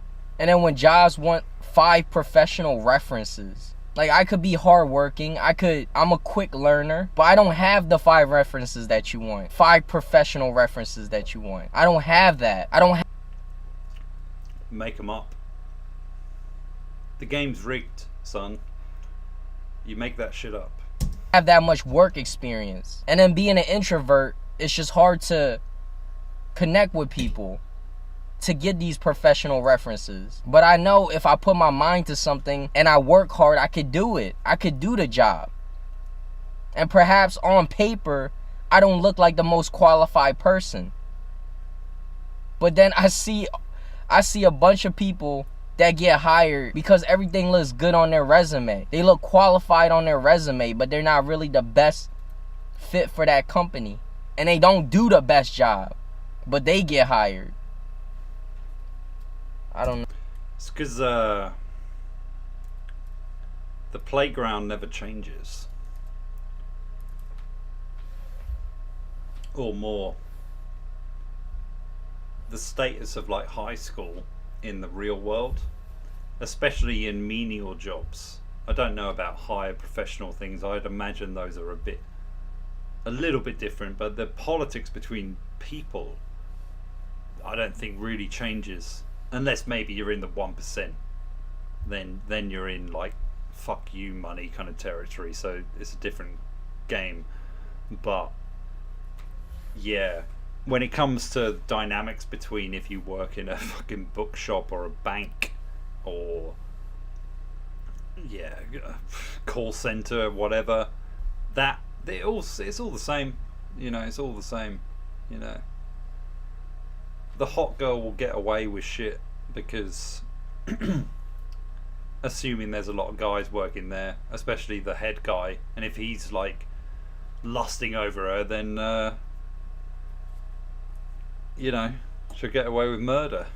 And it's the same for the dude who's very good with people but actually shit at his job and passes the buck, and it's the same for people who pretend that their outside life is important. Like, and I don't want to encourage people to lie necessarily, but you got to grift it. You got to play the game essentially.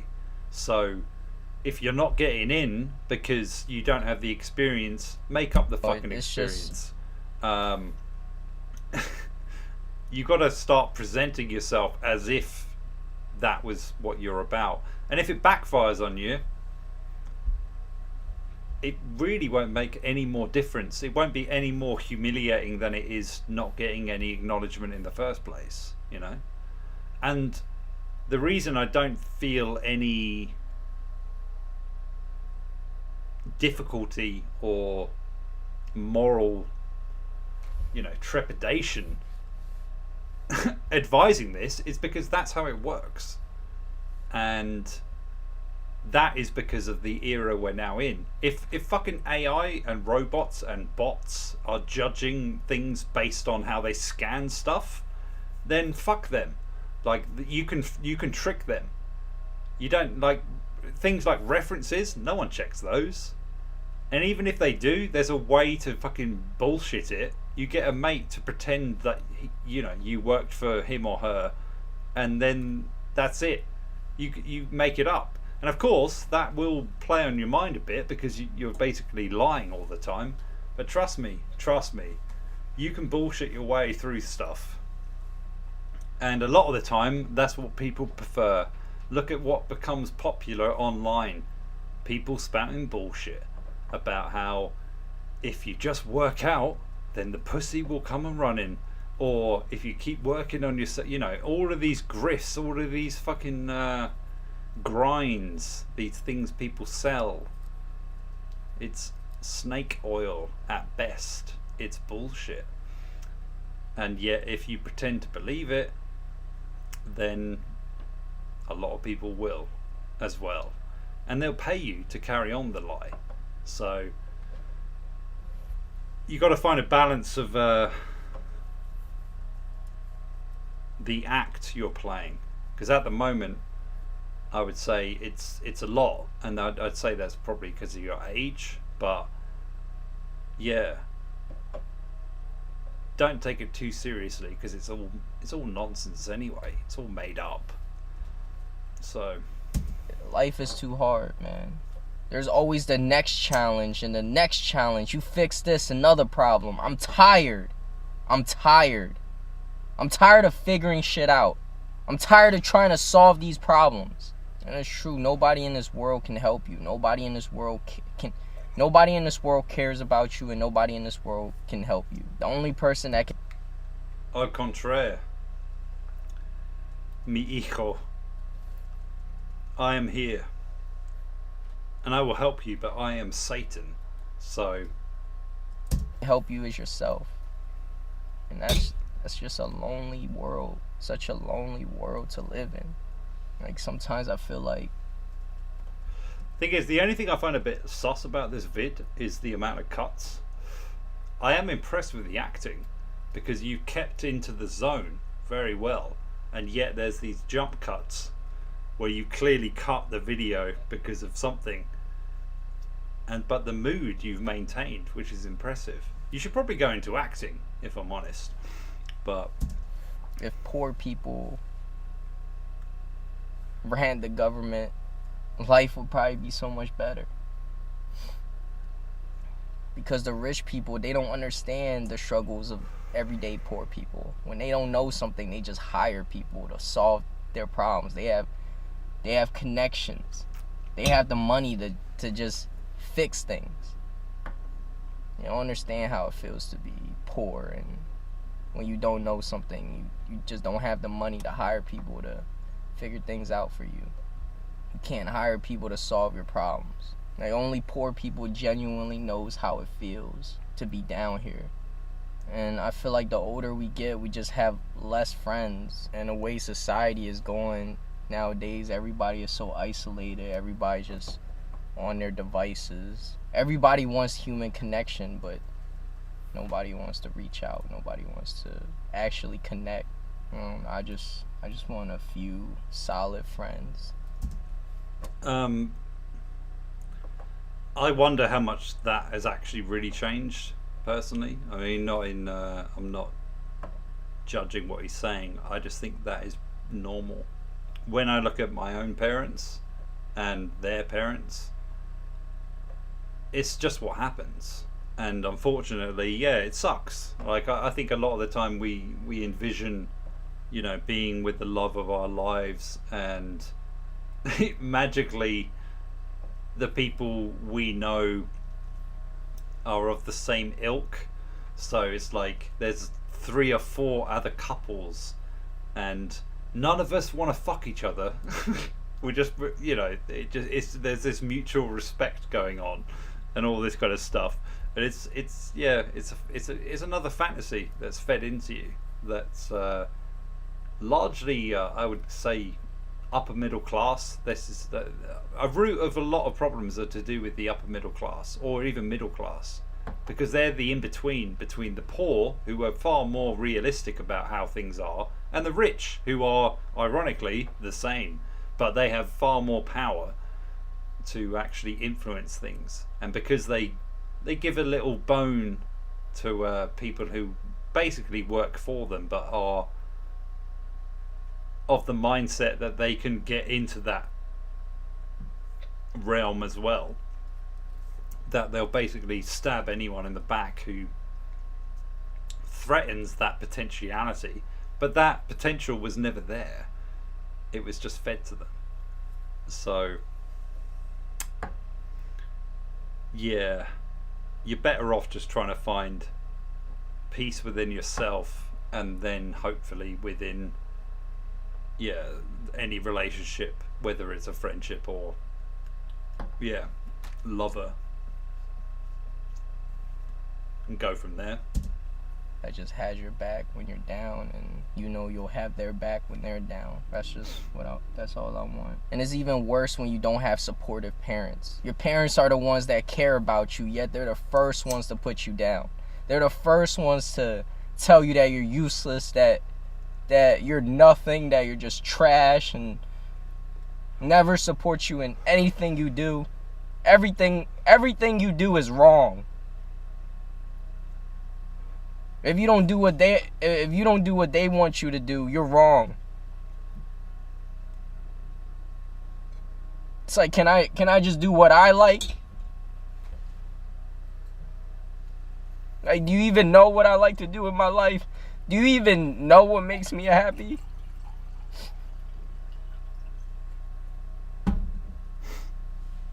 And perhaps I have certain passions that I want to pursue. Can I just do that? Without being compared to everybody else? Like, oh, look at your cousins. Look at this person. Look at that person. They're so successful. Can I not be compared with anybody else because I'm me? I'm not them. And it's always about them being better than you at certain things. What about me being good at things? What about the things that I'm good at? Is that not important?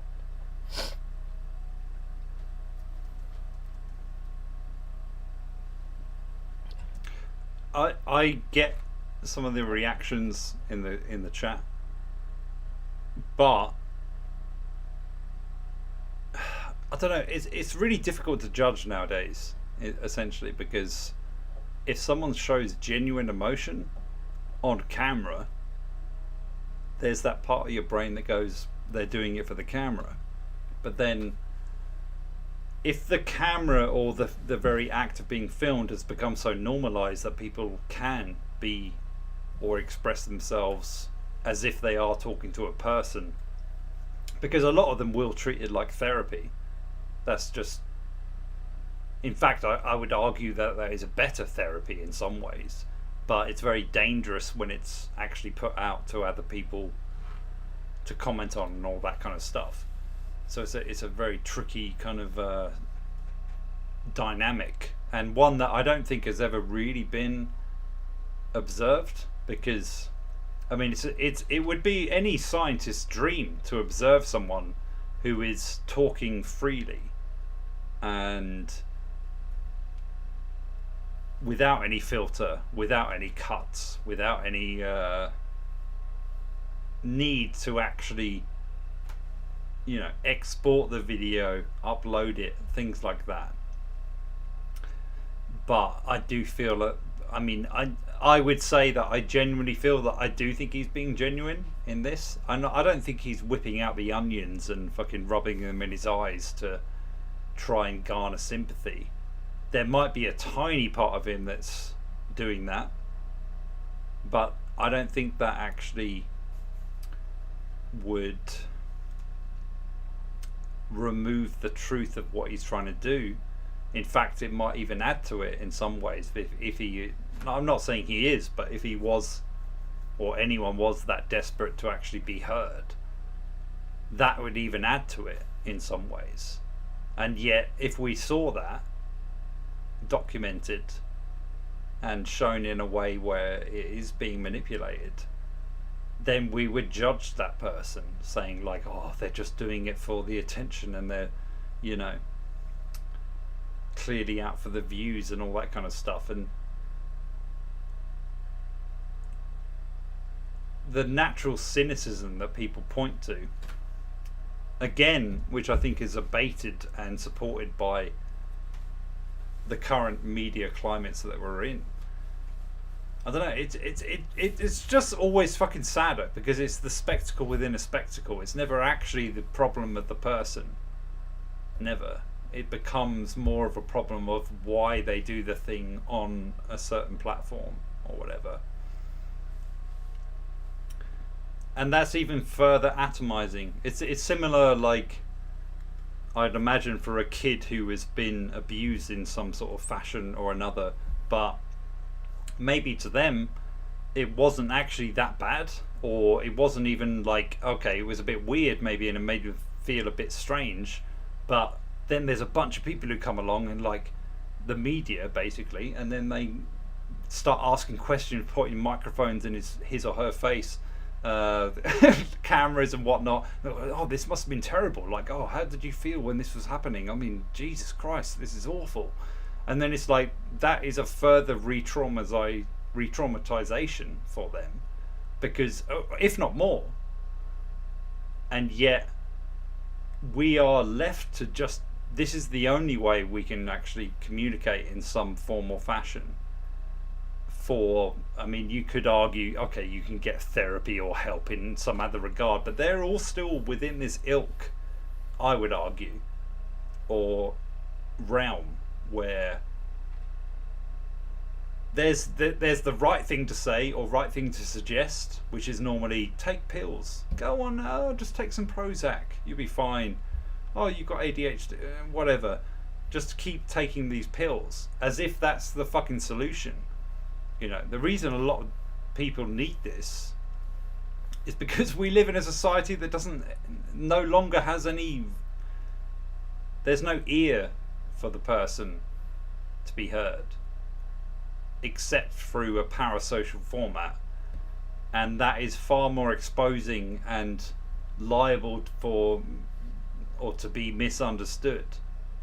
And it's even more fucked up than what it was before, when the only person who would listen to you is someone who would you'd pay.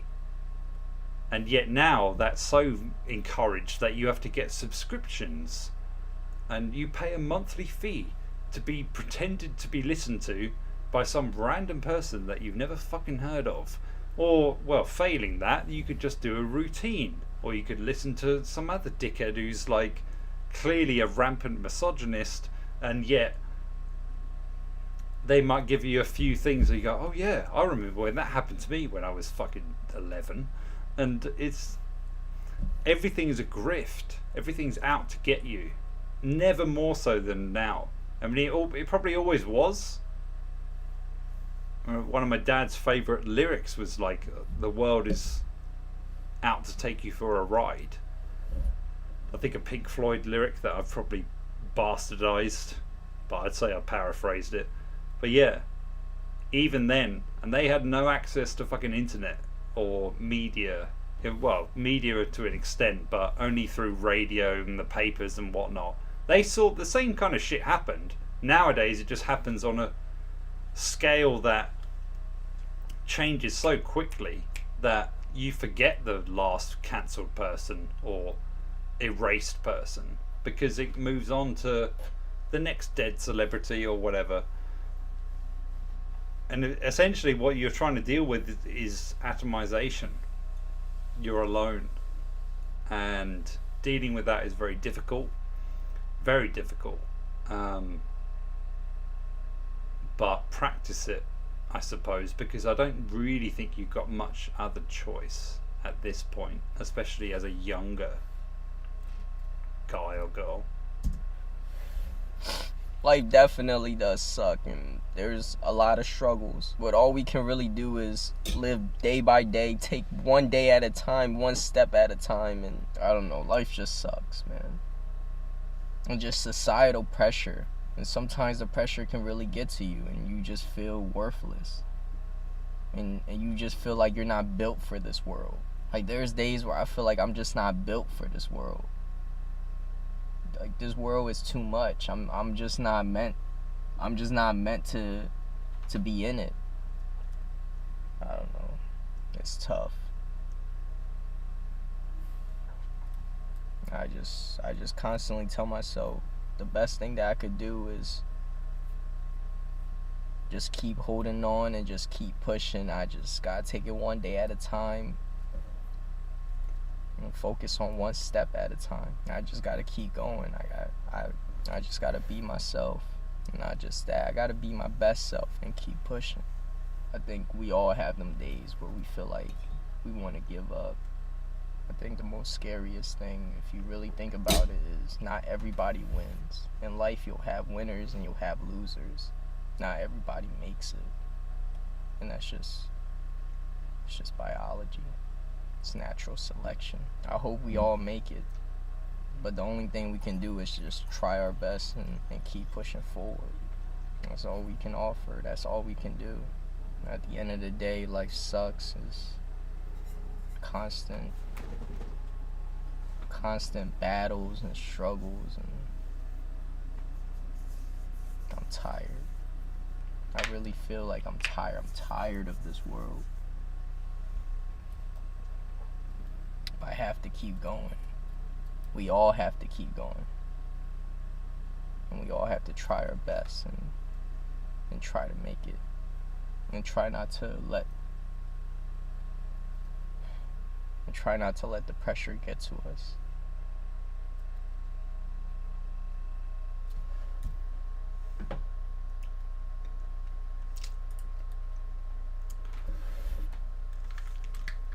I mean, I kind of liked how he ended it, but there was a lot of cliches in his vocab, but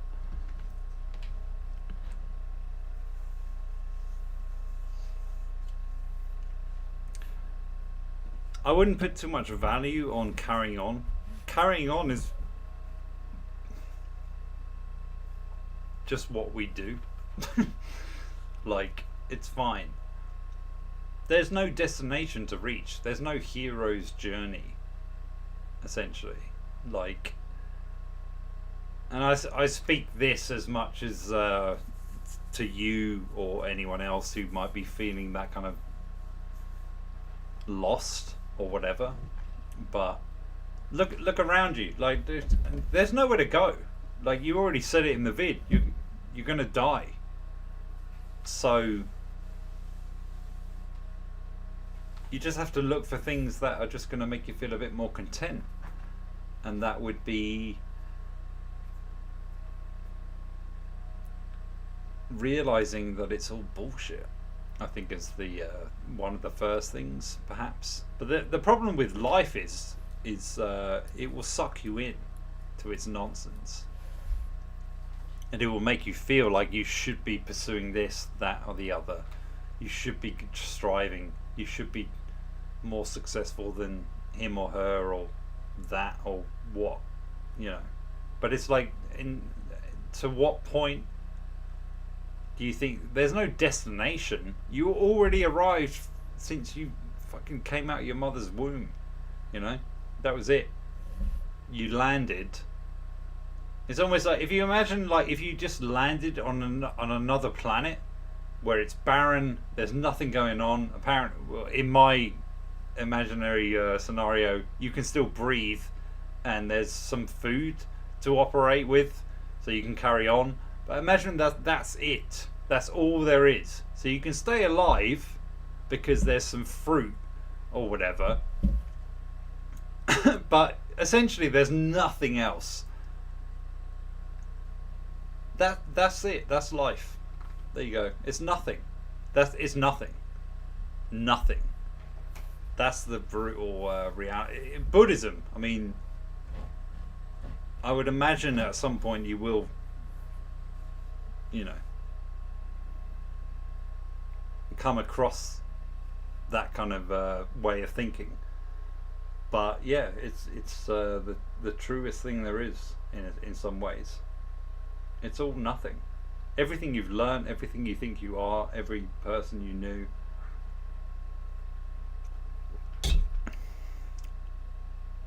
Nothing. And it's beautiful. In a way. It's not, because your own brain will be like, oh no, it's not. It has meaning. Just need to figure it out. Just need to keep on going. That's the thing, even in those words, you can hear it. It's the same thing. The pattern repeating. Just need to carry on. Just need to keep going. Just need to, start over. Yep. The cycle.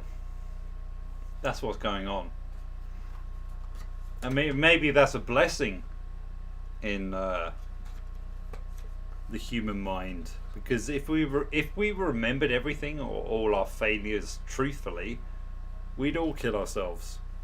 But because there's that gap, then it's like, okay, You just carry on. You do something different, and maybe the experience of life is. Maybe it is better just by comparison to not existing. That's it. So anything like propped up as a proponent of the human courage, it's like, no, that's just being human. Like, don't prop it up as something more than that. It's having courage, I suppose, in the face of oblivion, let alone adversity. Oblivion. Doesn't matter what you do, oblivion's there, you know. So yeah, just get on board with that, and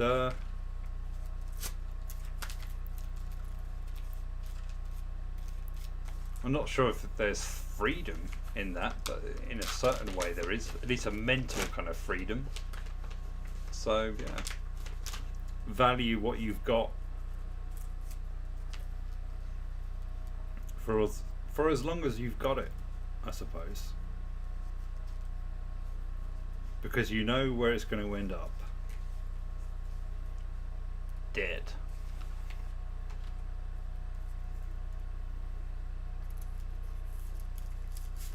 And thank you very much. If you want to send me some cash for this priceless advice, then I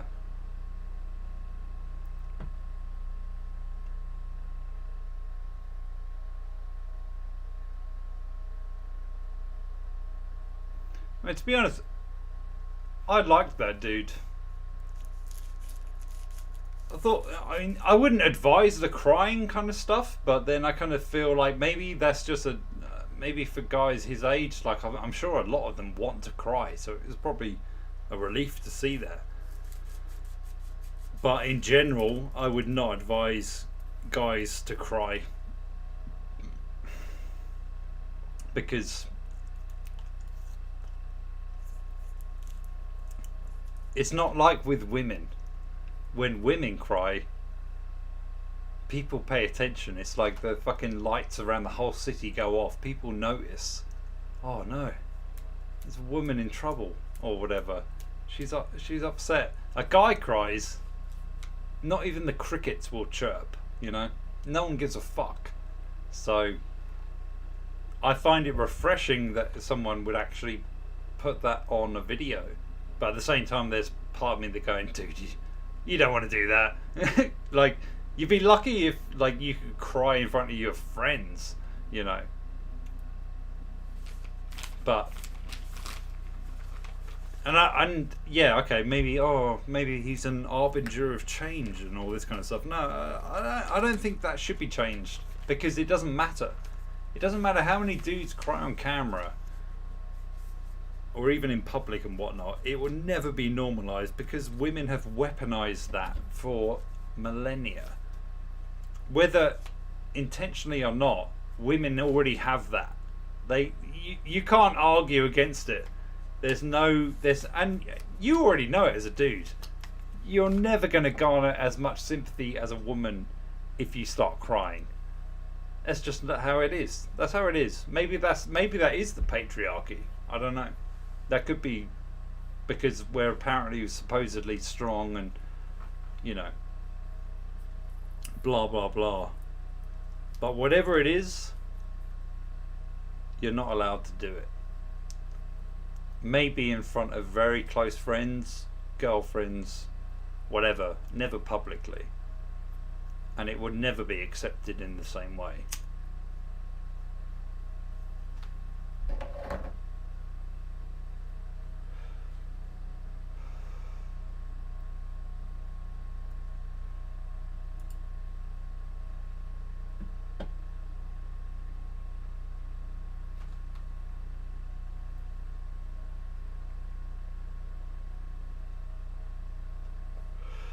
There it is.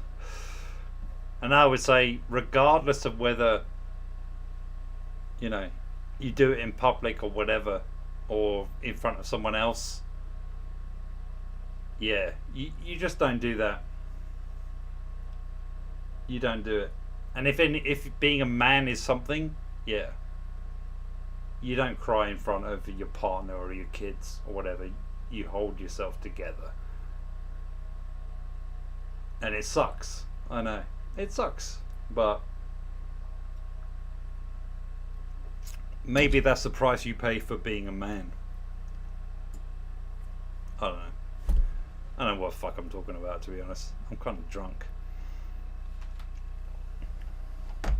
Yeah, in private, not in front of other people.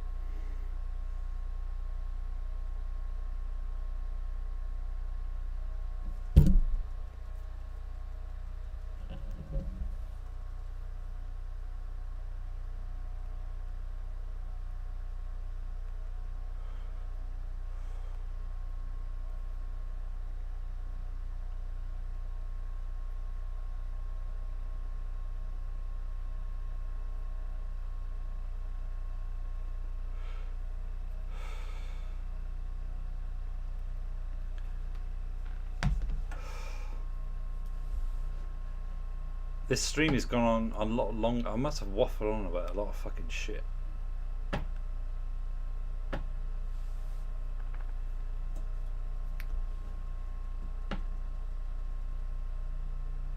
Yeah, I think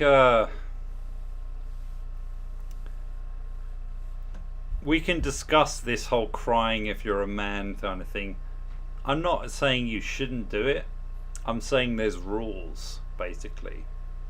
For one, my number one rule, never cry in front of another person unless you can help it. Unless it's your mum, because that's fine. Your mum loves to see you cry. Let's face it. Doesn't matter if you're female or male. A mum wants to see you cry. In front of other people, it would depend. Your best friend, I think that's all right. If they're, a decent best friend. But in general, you don't have the same freedom to do it, basically.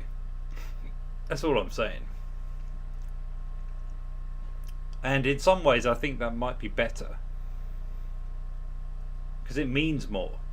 I've had a couple of girlfriends who actually didn't cry about every situation or whatever,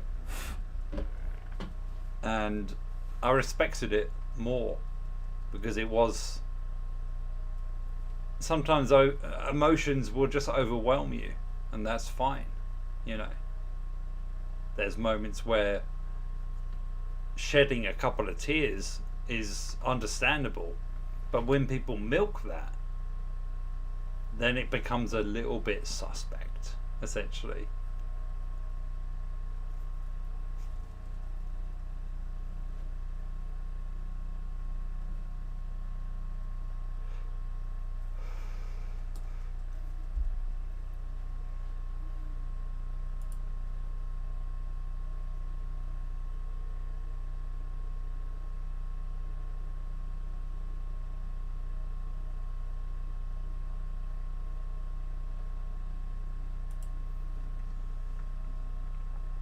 There you go.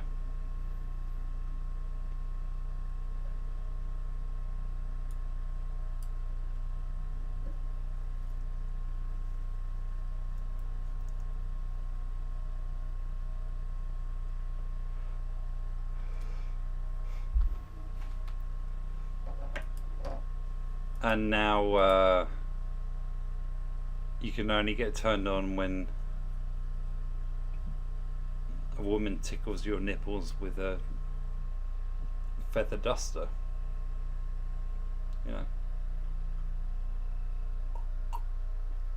The circle of life. The things that you think will kill you are actually the things that will be the only things that turn you on. Life. The relationship with death is all to do with getting wet or getting a hard on. There it is. It's basically the only thing life really is trying to fuck death, no matter how futile it really is. The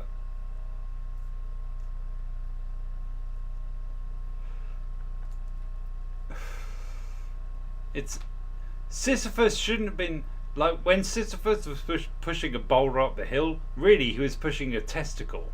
The imagery should have been him pushing cock and balls up a hill towards a vagina or a cave.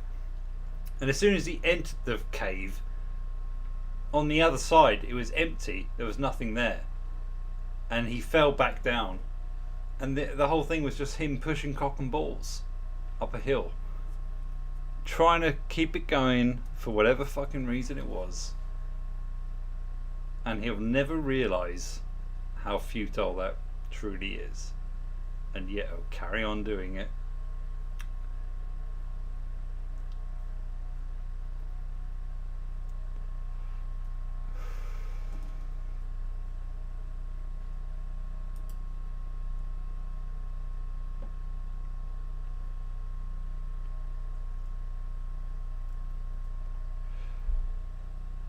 There you go.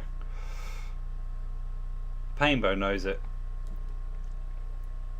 You'll get no nipple flicking if you cry in front of a bitch. That's it.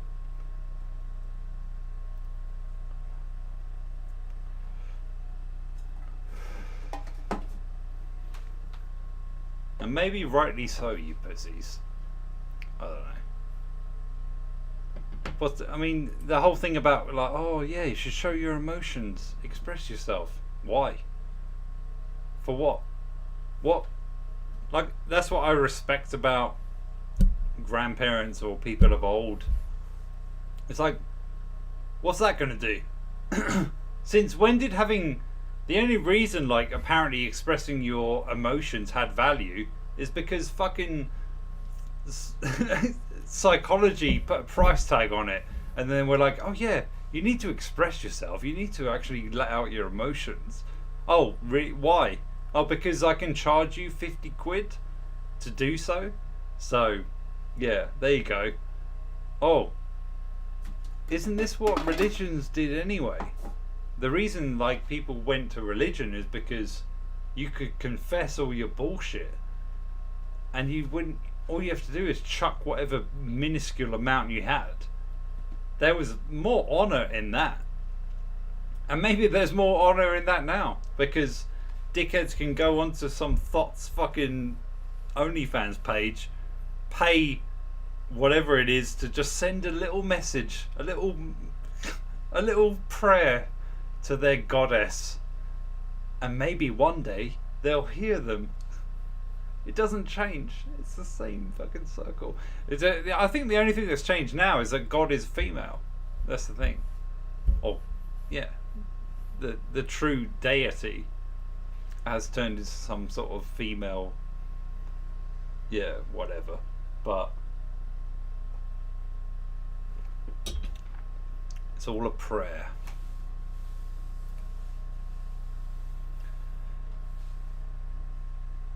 Anyway, I think that's it from me. Thank you, Hooker, for the modest, I would say modest donation. Next time, you know, throw a few more of your clearly abundant funds my way, and I'll get you on the stream. Maybe have a little chat, half an hour. What do you think? You'll have to show your face, so let me know.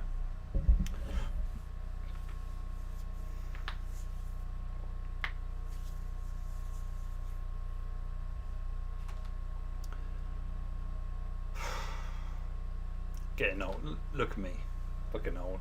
I'm getting more and more Ogra-like, you know.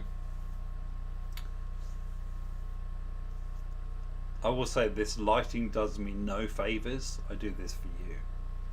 So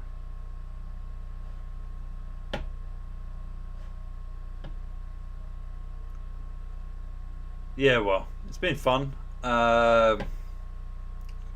Until the next one, I guess.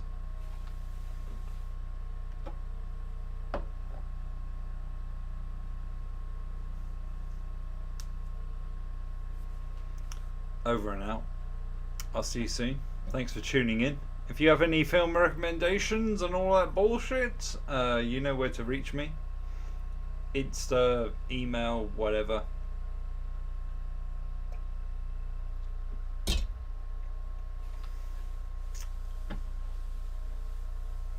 And until then,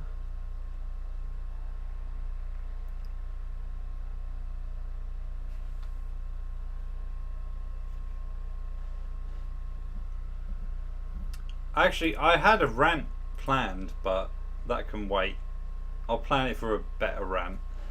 I had the rant at the beginning. I'll just fucking make that up and pretend that was the plan. But yeah, see you later. Take it easy. Bye.